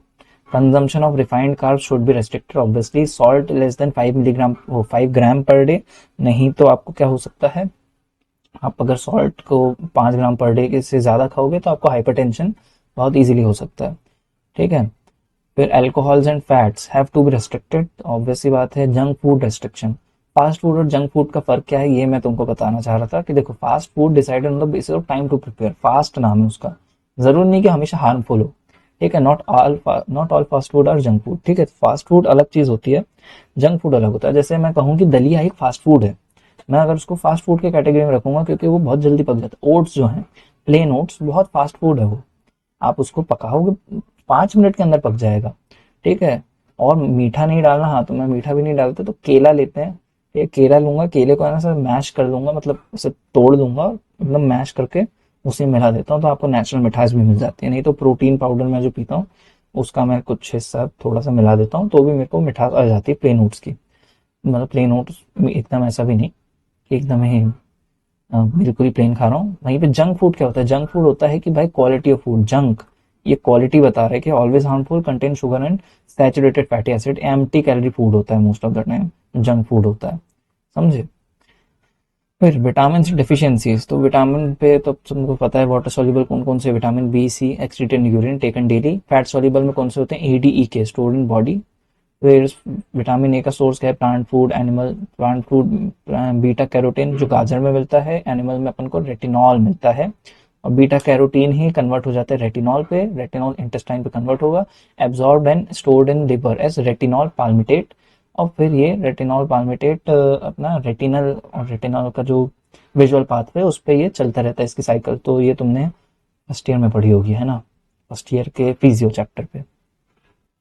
फिर vitamin A helps in synthesis of rhodopsin, एक रोडोप्सिन करके जो होता है ना, रोडोप्सिन रात में विजन के लिए काम आते हैं, और कोन्स होते हैं दिन के लिए, कोन्स दिन के लिए, रोडोप्सिन रात के लिए। तो vitamin A helps in synthesis rhodopsin, rhodopsin आपका अच्छा रहेगा तो रेटिना पे आपका रोडोप्सिन प्रोडक्शन अच्छा होगा, normal vision for dark adaptation. तो विटामिन ए के अगर डेफिशिएंसी होते हैं तो होते हैं नाइट ब्लाइंडनेस, क्या रात हुई और आपको दिख नहीं रहा, तो आपको हो सकता है कि विटामिन ए की दिक्कत हो। फिर एनिमल फूड की बात करते हैं तो retinol, meat, liver, fish, milk, egg yolk, cheese, butter, घी। रिचेस्ट सोर्स क्या है? फिश लिवर ऑयल, जो कि cod liver, shark liver oil के नाम से जाना जाता है। चीपेस्ट सोर्स क्या है? ग्रीन लीफी वेजिटेबल, स्पिनच, 10 रुपए की आ जाती है भाई, कितनी, 200 ग्राम, 250 ग्राम। फिर येलो फ्रूट्स, येलो फ्रूट जैसे कि मैंगो, पपाया, इसमें भी बीटा कैरोटीन अच्छे खासा अमाउंट होता है। जैसे रूट लाइक कैरेट्स, इसमें बीटा कैरोटीन अच्छा खासा होता है। फिर डेफिशिएंसी में क्या होगा? जेरोप्थेल्मिया होगा। अब जेरोप्थेल्मिया का ना पूरा क्लासिफिकेशन है, देखो ये प्राइमरी साइन के होते हैं और उसके कोड्स हैं, X1A, X1B, X2, X3A, और सेकेंडरी साइंस अलग चलते हैं। X1A में क्या होता है? पहले अपन बात करते हैं कंजक्टाइवा, कंजक्टाइवल जेरोसिस हो गई, ड्राई आई की कंप्लेन हो गई। फिर कंजक्टाइवल जेरोसिस का X1B, X1A और X1B। X1A में कंजक्टाइवल जेरोसिस, X1B में बाइटोट स्पॉट। बाइटोट स्पॉट को भी आगे अच्छे से आई थिंक डिफाइन किया है, ठीक है। फिर बाइटोट स्पॉट, फिर X2 आ गया, ठीक है। X1 में क्या आ गया? X1A, X1B, फिर X2। X2 में क्या आता है? कॉर्नियल जेरोसिस, कंजक्टाइवा से कॉर्निया की तरफ बढ़ गए, कॉर्नियल जेरोसिस होने लगा। यानी जेरोसिस यानी कि मतलब ऐसा लीजन आ जाता है, ड्राइनेस होने लगती है और आपको ऐसा हल्का सा ऐसा लगे स्क्रैच कर दिया किसी ने। फिर X3A आ जाता है, ठीक है। X3 में क्या है? कॉर्नियल अल्सरेशन, अल्सर हो गया कॉर्निया में। यहाँ तक के X3A स्टेज तक के ना चीजें रिवर्सिबल है ट्रीटमेंट के साथ। अगर आपने X3A स्टेज तक के भी अगर कोई बच्चा आ रहा है, उसको विटामिन ए की डेफिशिएंसी है, तो अभी आप विटामिन ए उसको दोगे तो वो ट्रीट हो जाएगा। वहीं पे अगर X3B स्टेज में पहुंच गया, केराटोमलेशिया उसको हो गया, तो ये होता है final irreversible stage, leads to absolute blindness, ठीक है। तो ये हो गया प्राइमरी साइन। सेकेंडरी साइन में क्या होता है? एक्सन, एक्सन क्या है? नाइट ब्लाइंडनेस या निक्टेलोपिया के नाम से भी जाना जाता है नाइट ब्लाइंडनेस को। एक एक्सएफ होता है जेरोप्थेल्मिक फंडस चेंज, ठीक है, ये ऑप्थेल वाली चीज है, पर आपको समझ में जाएगा जेरोप्थेल्मिक फंडस चेंज। और एक्सेस जेरोप्थेल्मिक स्कार्स, तो ऐसे स्कार्स भी बन जाते हैं, जेरोप्थेल्मिक स्कार्स, ठीक है। सेकेंडरी, प्राइमरी सेकेंडरी हो गए। फिर एक्स्ट्रा ऑक्यूलर मैनिफेस्टेशन क्या क्या होंगी विटामिन ए के डेफिशिएंसी पे? फॉलिकुलर हाइपरकेराटोसिस, देखो जो फैट सोल्यूबल विटामिन है वो आपकी स्किन को अच्छा रखते हैं, तो अगर आपको ए, डी, ई और के इनमें से किसी के आपको डेफिशिएंसी हो रही, खासकर ए, डी, ई में से किसी एक की, तो आपकी स्किन उतनी अच्छी नहीं रहेगी, स्किन शाइन ग्लो नहीं करेगी, मतलब स्किन पे इलास्टिसिटी नहीं रहेगी, आपकी स्किन ड्राई सी हो जाएगी, मतलब स्किन पे चेंजेस आते हैं mostly. High follicular hyperkeratosis, anorexia होगा, ग्रोथ रिटार्डेशन होगी। ग्रोथ रिटार्डेशन क्यों हो रही है? क्योंकि भाई ये फैट सोल्यूबल के साथ साथ ये ग्रोथ पे भी मदद करते हैं और अपने न्यूरॉन्स और इन सबको भी क्या बोलते हैं, शीट, माइलिन शीट में भी इसका कहीं ना कहीं रोल होता है। फिर first clinical sign of vitamin A, clinical sign कि भाई जब क्लिनिक पे आया तो कंजक्टाइवल जेरोसिस। फर्स्ट सिम्टम क्या है? सिम्टम और क्लिनिकल साइन पे अलग फर्क है। आप कोई बच्चा आया ऐसे रूटीन में, आपने क्लिनिक पे उसको देखा, आपने देखा कि यार इसके आंखों में दिक्कत हो रही है, कंजक्टाइवल जेरोसिस। सिम्टम की भाई वो खुद ही बता रहा है, साइंस और सिम्टम्स में फर्क होता है, साइन आप देखते हैं, सिम्टम वो बताता है। सिम्टम में क्या होगा? नाइट ब्लाइंडनेस, ठीक है, बोलेगा रात में दिखता नहीं है, गिर पड़ जाता हूँ। फर्स्ट मैनिफेस्टेशन भी क्या हो जाएगा? Night blindness. फिर मोस्ट स्पेसिफिक क्या है कि भाई एकदम स्पेसिफिक तो होता है बाइटोट स्पॉट। बाइटोट स्पॉट का ये आपसे क्वेश्चन पूछ लिया जाता है, तो क्या होता है बाइटोट स्पॉट? ट्राइंगुलर पर्ली वाइट या फिर येलोइश फोमी स्पॉट। ट्राइंगुलर होगा, ऐसा ट्राइंगल सा। अब इसका कलर या तो पर्ली वाइट होगा, हल्का सा ऐसा ऑफ वाइट जैसा होगा हल्का सा, नहीं तो येलोइश होगा। फिर फोमी सा दिखेगा, मतलब आपको ये ट्राइंगल जो है ना, ये थोड़ा सा ऐसा लगेगा बॉर्डर पे ऐसा फोम जैसा, ऐसा एकदम फोमी टाइप का ऐसा आपको दिखेगा, है ना। Foamy spot seen on bulbar conjunctiva, एक बल्बार कंजक्टाइवा इस साइड पे आपको इस टाइप के स्पॉट देखने को मिलेंगे। फिर ग्रेव, सीरियस या अटमोस्ट अर्जेंट कौन सा कंडीशन हो जाती है? होती है केराटोमलेशिया। केराटोमलेशिया में क्या दिक्कत होगी? वहां पे मतलब आपको सीरियस, बहुत ही ग्रेव सिचुएशन भाग है वो पेशेंट, तो क्यों? क्योंकि कॉर्निया का लिक्विफिकेशन चालू हो गया, केराटोमलेशिया। तो वहां पे भाई विटामिन ए तो आप दोगे दोगे जितना बचा सकते हैं, सर्जरी वर्जरी जो मेडिसिन है वो पूरा आपको इंटरवेंशन देना पड़ेगा। पब्लिक हेल्थ प्रॉब्लम क्या है? Prevalence criteria for determining xerophthalmia problem in a community.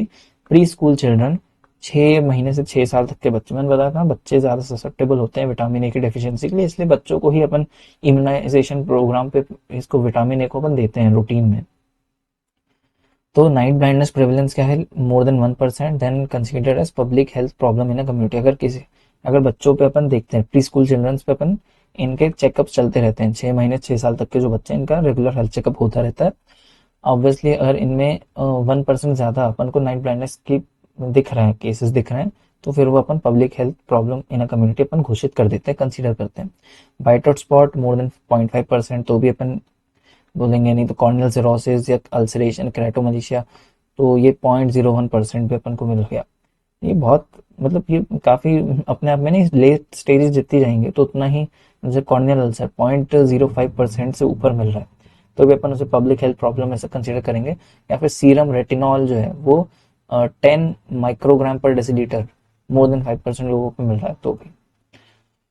हाँ, तो ट्रीटमेंट क्या हो जाता है भाई, ट्रीटमेंट देखो, अगर कोई बच्चा है जो कि लेस देन 1 ईयर वाला है, उसको अपन को मिला कि इसको विटामिन ए की डिफिशियंसी, तो डे 0 पे उसी टाइम पे अपन उसको 1 लाख आयु ओरल, ठीक है, 1 लाख आयु ओरल, यही तो क्या कर सकते हैं, ओरल डोज दे सकते हैं विटामिन ए का। और ओरल कैसे देते हैं, मैंने बताया था कि अपना वो चम्मच होता है ना, चम्मच के अंदर जो सर्कलिंग होती है व्हाइट कलर की चम्मच, और उसमें 1 ml आएगा, 1 ml है 1 लाख इंटरनेशनल यूनिट, या तो उस तरह से दे सकते हो, नहीं तो अगर इंट्रामस्कुलर इंजेक्शन लगा रहे हो तो हाफ ऑफ ओरल डोज।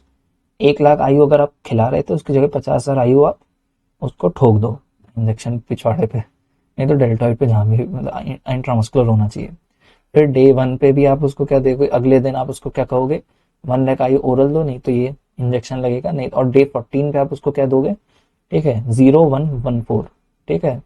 आज मिल गया, आज जैसे कोई बच्चा मिला उसको केरेटोमलेशियस बहुत ज्यादा हो गया, कंजक्टाइवल जीरोसिस उसको दिख रहा है अपन को, विटामिन ए उसकी डेफिशिएंसी है, आज उसको 1 लाख इंटरनेशनल यूनिट अपन ने ओरल पिला दी, नहीं तो अपन ने इंजेक्शन लिया और 50,000 इंटरनेशनल यूनिट ठोक दी, ठीक है। अगले दिन कहा कि कल फिर आना, कल आया वो, ठीक है, कल आया, उसको फिर अपन ने यही सिरप दी, नहीं तो फिर से इंजेक्शन ठोक दिया। अब कहे कि भाई आप सीधे 2 हफ्ते बाद आना, एग्जैक्ट 14 दिन में, तो 14 डे पे आना, ठीक है। फिर अब वो 14 दिन पे आया तो अपन ने उसको 1 लाख आयु तो ओरल दिया, नहीं तो इंजेक्शन ठोक दिया, ठीक है। तो 1 साल का, अगर 1 साल से ज्यादा है तो सिर्फ तो 2 लाख इंटरनेशनल यूनिट देंगे, बाकी सब कुछ सेम है। और ये इंटरमस्कुलर में तो हाफ ऑफ ओरल डोज हो जाएगा ना। ओरल का अगर 1 साल पे, 1 साल से ज्यादा का बच्चा है और उसको अपन 2 लाख आयु ओरल विटामिन ए सप्लीमेंट कर रहे हैं, तो इंट्रामस्कुलर इंजेक्शन पे अपन 1 लाख आयु उसको प्रोवाइड करेंगे, ठीक है। ये हो गया ट्रीटमेंट। फिर विटामिन बी वन पे क्या है, जैसे थायमीन कहलाता है, तो ये कोएंजाइम फंक्शन कैसे करता है, कोएंजाइम थायमीन पायरोफॉस्फेट टीपीपी, एक कोएंजाइम होता है ना जो कि अपने ये कार्ब और लिपिड मेटाबॉलिज्म पे इसका रोल प्ले होता है, तो उसमें से कोएंजाइम काम करता है।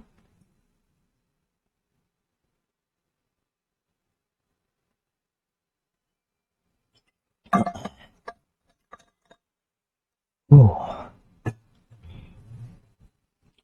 फिर सोर्स क्या है, ठीक है, तो सीरियल्स हो गए, नट्स हो गए, ग्रीन वेजीज, मीट और राइस, विटामिन बी 1 के। बाकी मिल्क में भी होता है थोड़े अमाउंट पे। डेफिशिएंसी बेरी बेरी, इसमें भी थायमीन बी 1 से बेरी बेरी होती है, जो कि जो पॉलिश राइस ईटर्स, अगर कहीं पे शब्द आ गया ना कि भाई ये कोई रेगुलरली पॉलिश राइस ईटर्स हैं, तो समझ जाओ उनको बेरी बेरी होने के चांसेस बहुत ज्यादा है।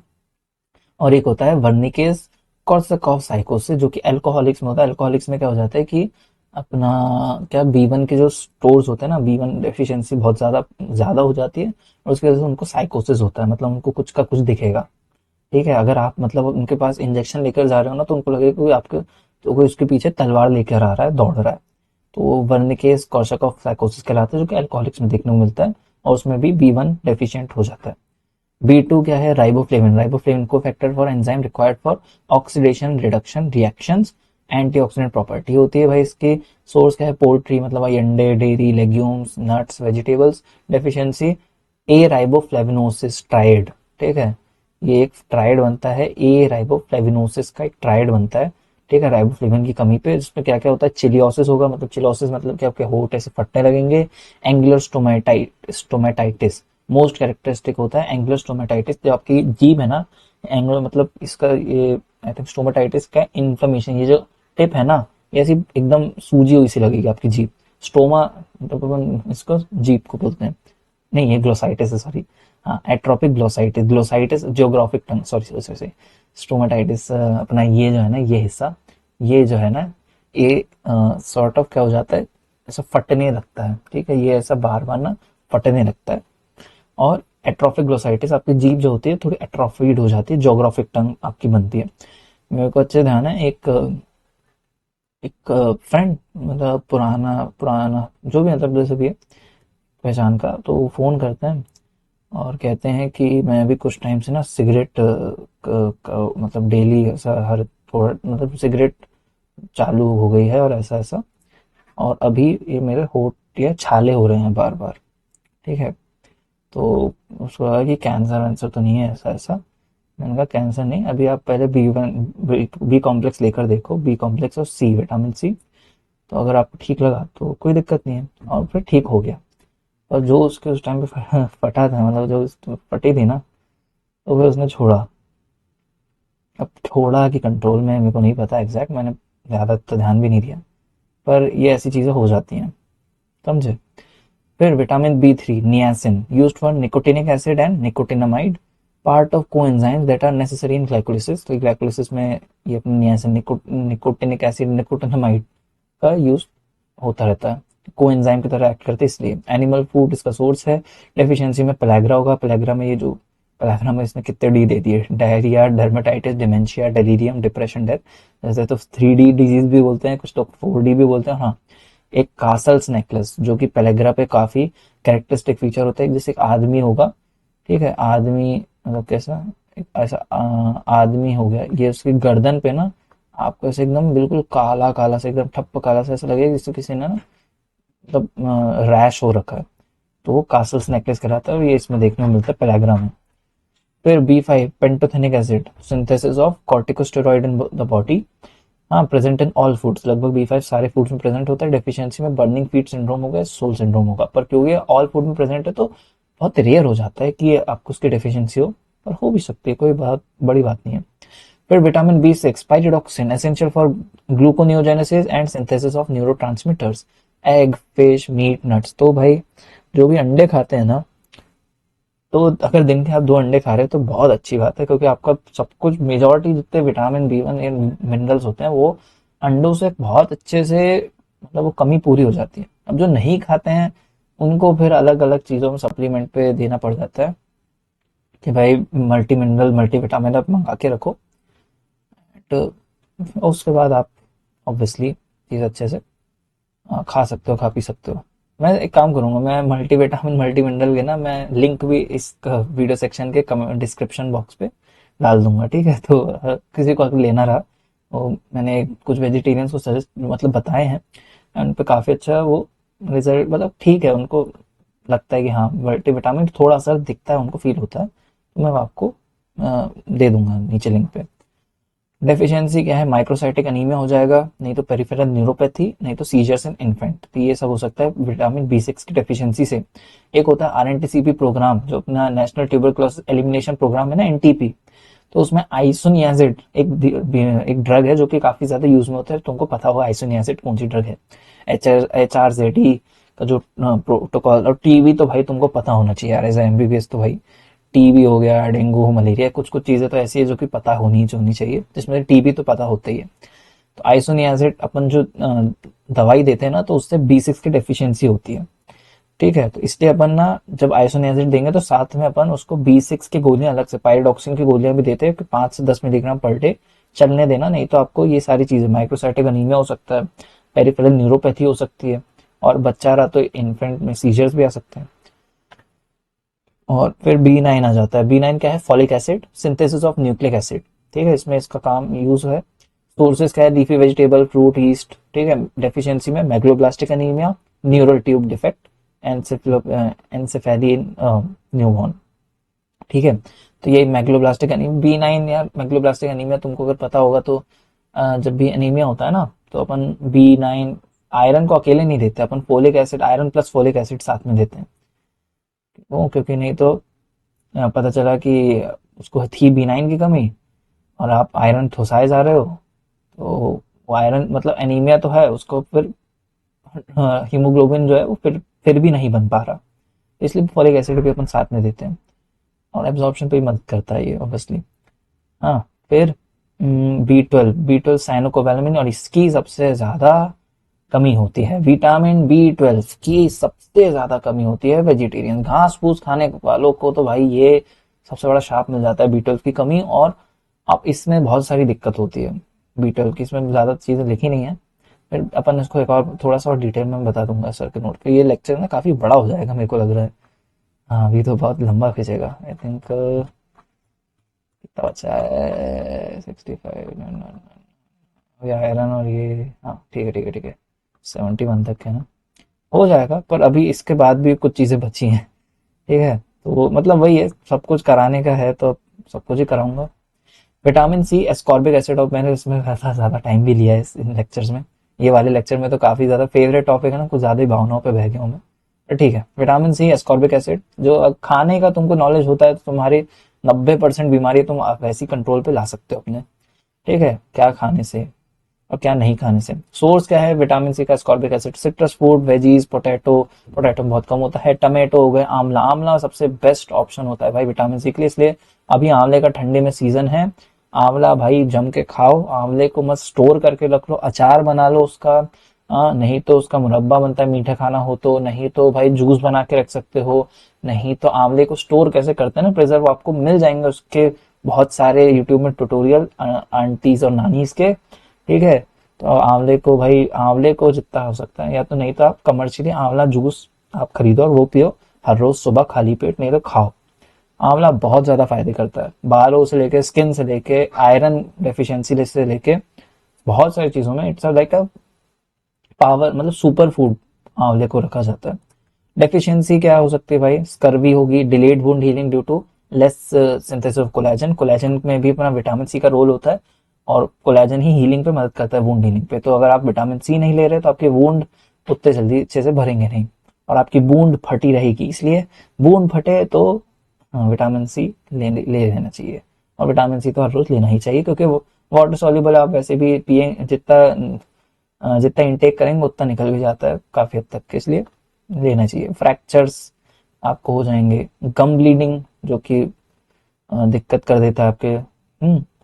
फिर नॉट लीडिंग टू स्टेरिलिटी, मतलब ये कुछ लोग का ऐसा होता है कि विटामिन सी नहीं खाओ तो उससे आपको स्टेराइल हो जाएंगे, मतलब आपके जो स्पर्म है उसकी मोटिलिटी खो जाएगी, आप बच्चे नहीं कर पाएंगे जैसा भी।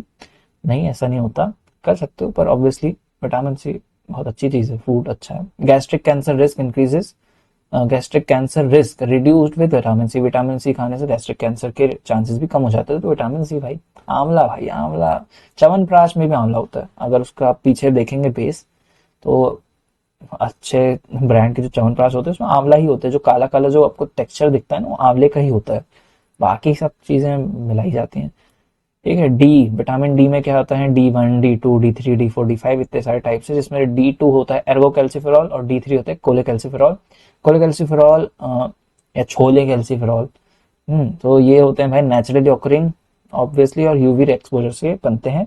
अब इसका डी का जो पूरा सिंथेसिस है ना, ये तुमने 2 साल पढ़ लिया है, ठीक है। ये तुमने अभी पैथो में भी पढ़ा होगा और साथ साथ कहाँ पे, इस पे फार्मा में भी थोड़ा सा है विटामिन डी के बारे में, किडनीज वाले चैप्टर पे, और नहीं तो उस पे तो पढ़ा ही है यार तुमने फिजियो पे। तो यार फिजियो पे और बायोकेमिस्ट्री भी 4 जगह पढ़ते हो, तो मैं बताऊंगा नहीं यूवी रेस से क्या क्या होता है, स्किन पे चेंजेस, स्किन, किडनी, लिवर, ये सब इन्वॉल्व होते हैं, कौन कौन से एंजाइम होते हैं, ठीक है। डेफिशिएंसी भाई इसका, हाँ सोर्स क्या है? एनिमल फैट और फिश लिवर ऑयल, ठीक है। डेफिशिएंसी से रिकेट्स हो सकता है, ऑस्टियोपोरोसिस हो सकता है, ऑस्टियोमेलेशिया हो सकता है। रिकेट्स बोनी डिफॉर्मिटीज, बोनी डिफॉर्मिटी में कर्व लेग्स हो जाएंगे। अब इसका ना एक अच्छा सा कुछ नाम होते हैं कर्व लेग्स के भी, कौन से तो मेरे को एग्जैक्ट ध्यान नहीं है, उसका बड़े फैंसी स्पेनिश नेम, स्पेनिश नहीं लैटिन नेम्स हैं, वो देख लेना। Deform pelvis, pigeon chest, Harrison sulcus और रिकेटी रोजरी और काइफोस्कोलियोसिस। काइफोस्कोलियोसिस मतलब वो आपकी जो रीढ़ की हड्डी होती है ना, वैसे ऐसी डिफॉर्म टाइप की हो जाती है, ठीक है। स्पाइन आपकी स्ट्रेट नहीं रहती, ऐसी आड़ी तिरछी हो जाती है। काइफोसिस हो जाता है, झुक जाते हैं और आपकी मतलब स्पाइन भी ऐसी हो जाएगी और आपसे झुक जाएंगे। बाकी ये जेन्यू वैरम, और हाँ शायद जेन्यू वैरम आता है, कर्वलेक्स जेन्यू वैरम आता है, और एक जेन्यू कुछ अच्छा सा नाम है, मतलब शायद जेन्यू वैरम ही है जितना मेरे को ध्यान है। तो ये रिकेट्स के कुछ चीजें देखना है अपन और देखेंगे अभी, अभी लेक्चर और चलेगा, मानता हूँ लंबा हो गया पर क्या करें। विटामिन ई, टोकोफेरॉल, तो वेजिटेबल ऑयल, प्रोग्रेसिव एक्सटर्नल ऑप्थेल्मोप्लेजिया भी होता है इससे, ठीक है। और हिमोलाइटिक एनीमिया न्यूबॉर्न। फिर विटामिन के से फाइलोक्विनोन, मेलाक्विनोन के नाम से इसको और जाना जाता है, अगर इसकी कमी हुई तो हेमरेजिक डिजीज ऑफ न्यूबॉर्न होगी। फिर ट्रेस न्यूट्रिएंट की बात करते हैं तो आयरन, आयोडीन, क्लोरीन, ठीक है। ये पब्लिक हेल्थ इंपॉर्टेंस वाले, क्योंकि मोस्टली आयरन की कमी आपको फीमेल्स में बहुत ज्यादा मिलेगी। आयोडीन की कमी पहाड़ी लोगों पे ज्यादा देखने को मिल जाती है, और फ्लोरीन की कमी, फ्लोरीन को तो अभी अपन अच्छे से देखते हैं। फ्लोरीन डबल एज सॉल्ट की तरह है। आयरन की बात करते हैं तो 3 से 4 ग्राम आयरन होता है ह्यूमन बॉडी में, जैसे 60-70% हीमोग्लोबिन पे बाउंड होता है, और 1 से 1.5 ग्राम जो होता है वो स्टोरेज आयरन होता है।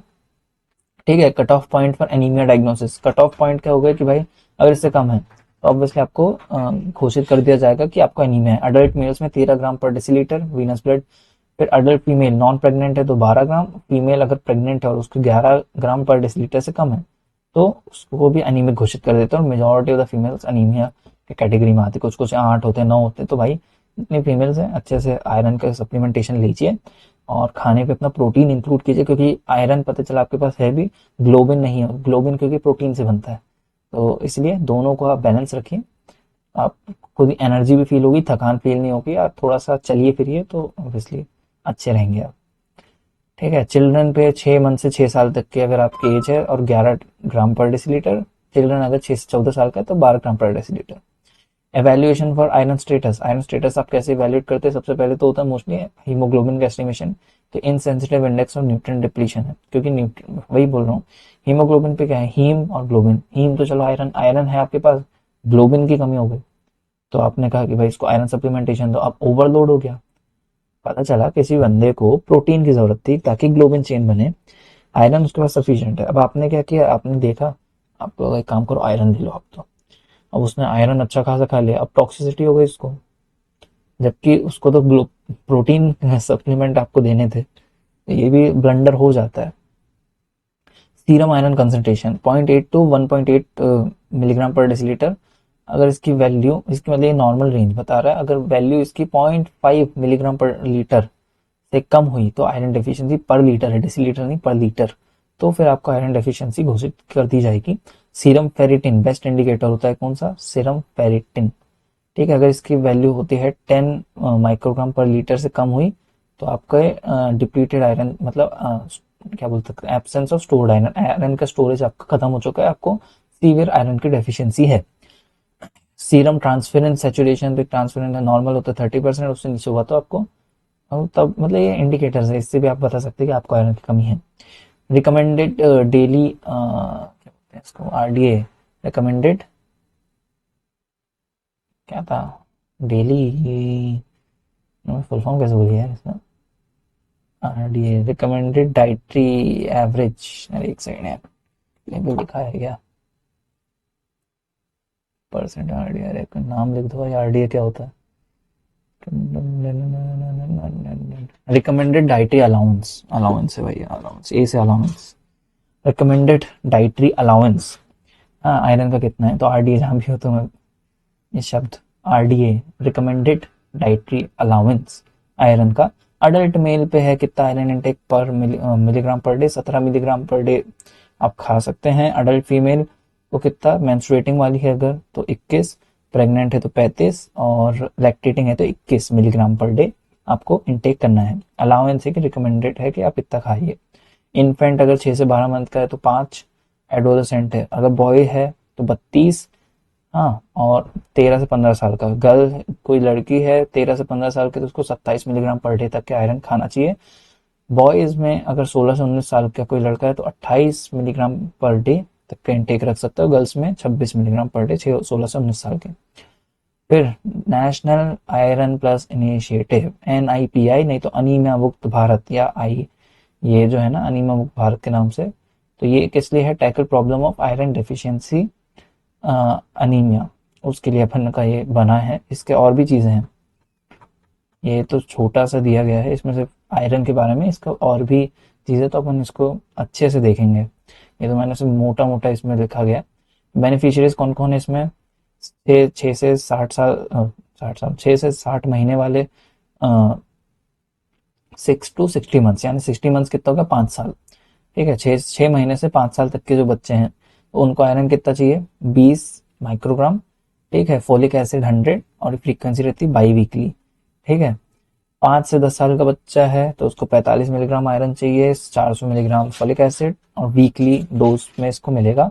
10 से 19 साल का है 60 milligram iron, 500 folic acid weekly. ये आपको ना रटना पड़ेगा लिख लिख के एक दो बार, आपको याद हो जाएंगे। प्रेग्नेंट लैक्टेटिंग वुमेन है, 60 माइक्रोग्राम आयरन, 500 मिलीग्राम, 500 माइक्रोग्राम है, ये माइक्रो में है, ठीक है, ये माइक्रोग्राम, मिलीग्राम पे तो ऐसी तैसी मत जाएगी, माइक्रोग्राम है हाँ। Folic acid 500 microgram daily pregnant lactating वाले को।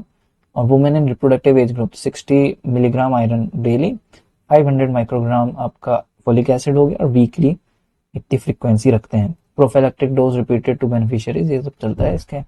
और भी जो चीज़ें ना वो इसमें नहीं लिखाई गई हैं, क्योंकि अब मैं तो टीचर बोल रहा था, मैं दिखते गया भाई जो उसने लिखे थे। तो कुछ चीज़ें जो नहीं है वो अपन फिर भी अपन डिटेल में भी देख लेंगे।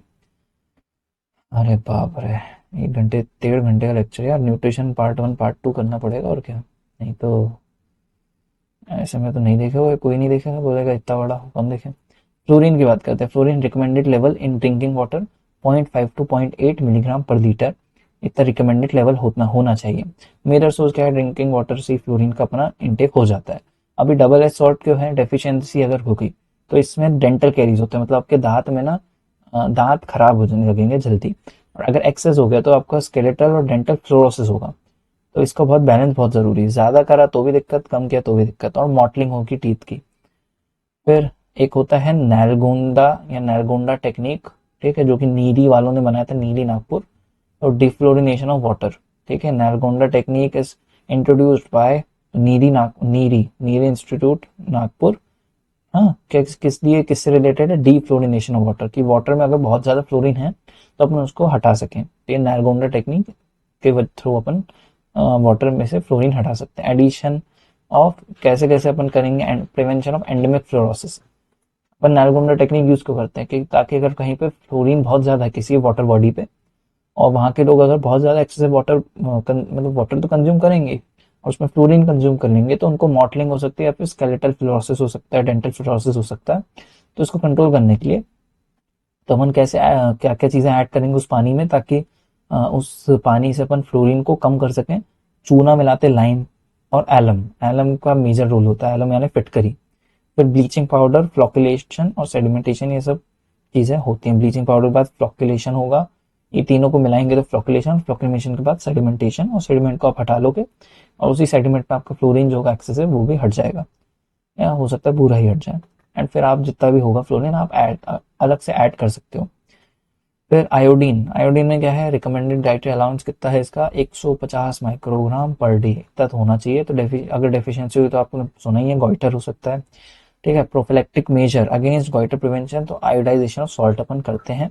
Level of iodisation salt, production level पे 30, कंज्यूमर लेवल पे 50। मतलब क्या है, प्रोडक्शन जब अपन प्रोडक्शन मतलब क्या बोलते हैं, सॉल्ट का अपन कंपनीज में ना प्रोड्यूस कर रहे होते हैं, ठीक है, जो सॉल्ट के पैकेट हो तब 30 ppm तक के कंसंट्रेशन में अपन इसको डालते हैं आयोडीन को। अब वो कंज्यूमर लेवल तक के आते आते ना 15 बचता है, क्योंकि स्टोर भी होता है, खराब भी हो सकता है, खराब के मतलब इनफेक्टिव हो जाता है, ठीक है। फिर डबल ट्विन फोर्टिफाइड सॉल्ट भी आते हैं आजकल, तो उसमें क्या आयरन और आयोडीन दोनों मिला के देने लगे। तो ये किसने बनाया था, national institute of nutrition Hyderabad ने। तो provide 40 microgram iodine and 1 milligram iron पर ग्राम ऑफ सॉल्ट, ठीक है। तो ये अच्छी चीज है कि भाई आप एक नमक पे आपको आयरन भी मिल गया और साथ साथ आपको आयोडीन तो मिल ही रहा है। आयोडीन डिफिशियंसी और डिसऑर्डर सर्वे, ठीक है, आईडीडी या फिर गॉइटर सर्वे, इसमें क्लस्टर सैम्पलिंग होती है, 6 से 12 साल का एज ग्रुप होता है। IDD control and elimination criteria, proportion with enlarge thyroid gland, अगर 6 से 12 साल के आपको ज्यादा लोग मिल रहे हैं तो आपका क्या बोल सकते हैं, आपको वहां पे गॉइटर एंडेमिकली हो सकता है, गॉइटर प्रेजेंट हो। गोल क्या है अपना, कि भाई लेस देन 5% जिस भी एरिया पे जाए, तो अगर बाई चांस कोई मिल भी रहा है एनलार्ज थायराइड ग्लैंड वाला 6 से 12 साल के एज में भी, तो अगर 100 है तो उनमें से 5 बच्चे से ही कम हो, या 5 बच्चे तक। यूरिनरी आयोडीन एक्सक्रीशन, इससे भी आप नाप सकते हो, ठीक है, बिलो 100 माइक्रोग्राम पर लीटर। तो ये इतने 50% से नीचे हैं तो अपन कहेंगे कि भाई यहाँ पे आयोडीन की डेफिशिएंसी नहीं है। और अगर हो गए 50% से कम आ रहा है, नहीं ज्यादा आ रहा है तो आयोडीन की कमी नहीं है, कम आ रहा है तो भाई यहाँ पे आयोडीन की कमी है।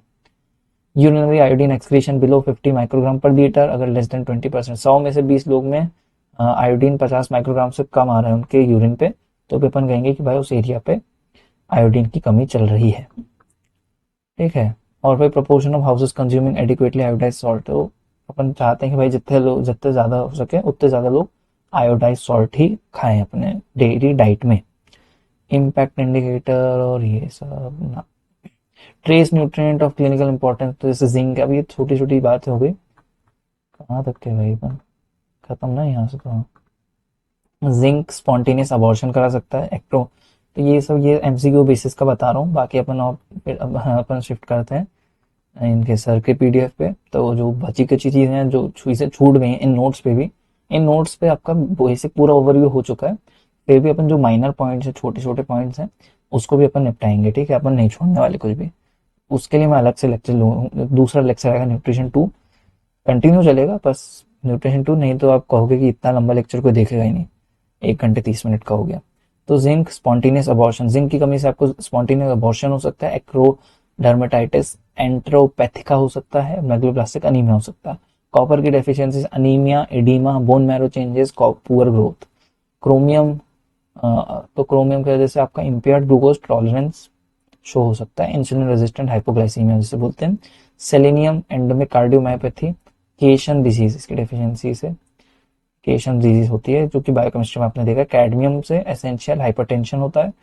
कोबाल्ट से इम्पेयर्ड आयोडाइन आयोडीन का metabolism. Zinc deficiency also link to growth failure, sexual infantilism, ठीक है। अगर बच्चे को जिंक आप नहीं देते हैं तो हो सकता है कि उसके सेक्सुअल इन्फेंटिलिज्म, मतलब कि जो ऑर्गन है वो उतने अच्छे से डेवलप ना हो, सेक्सुअल ऑर्गन। फिर impaired immunity, delayed wound healing और डिक्रीज इंसुलिन सिंथेसिस, ठीक है। Congenital malformation, एनसेफेली। तो जिंक भाई बहुत ही तब क्या कर सकते हैं, बहुत ही ज़रूरी अपने आप में एक माइक्रो न्यूट्रिएंट है, जो कि बच्चे को देना ही देना चाहिए। बच्चे के आपको भी खाते रहना चाहिए बीच बीच में, कोई दिक्कत नहीं होगी। फिर लो बर्थ वेट हो सकता है, एलबीडब्ल्यू, प्री टर्म डिलीवरी हो सकती है, और इंट्रा यूट्राइन ग्रोथ रिटार्डेशन भी हो सकता है बच्चे को। तो जिंक काफ़ी ज़्यादा ऐसा न्यूट्रिएंट है जो कि आपको डेली डाइट में बहुत ज़्यादा नीडेड है, बच्चों में तो खासकर, और आपको भी ले लेना चाहिए। 10 mg 20 mg बीच बीच में खा लेना चाहिए, कोई दिक्कत नहीं होगी। तो चलो भाई, यहाँ पे नोट्स के थ्रू खत्म हो जाता है।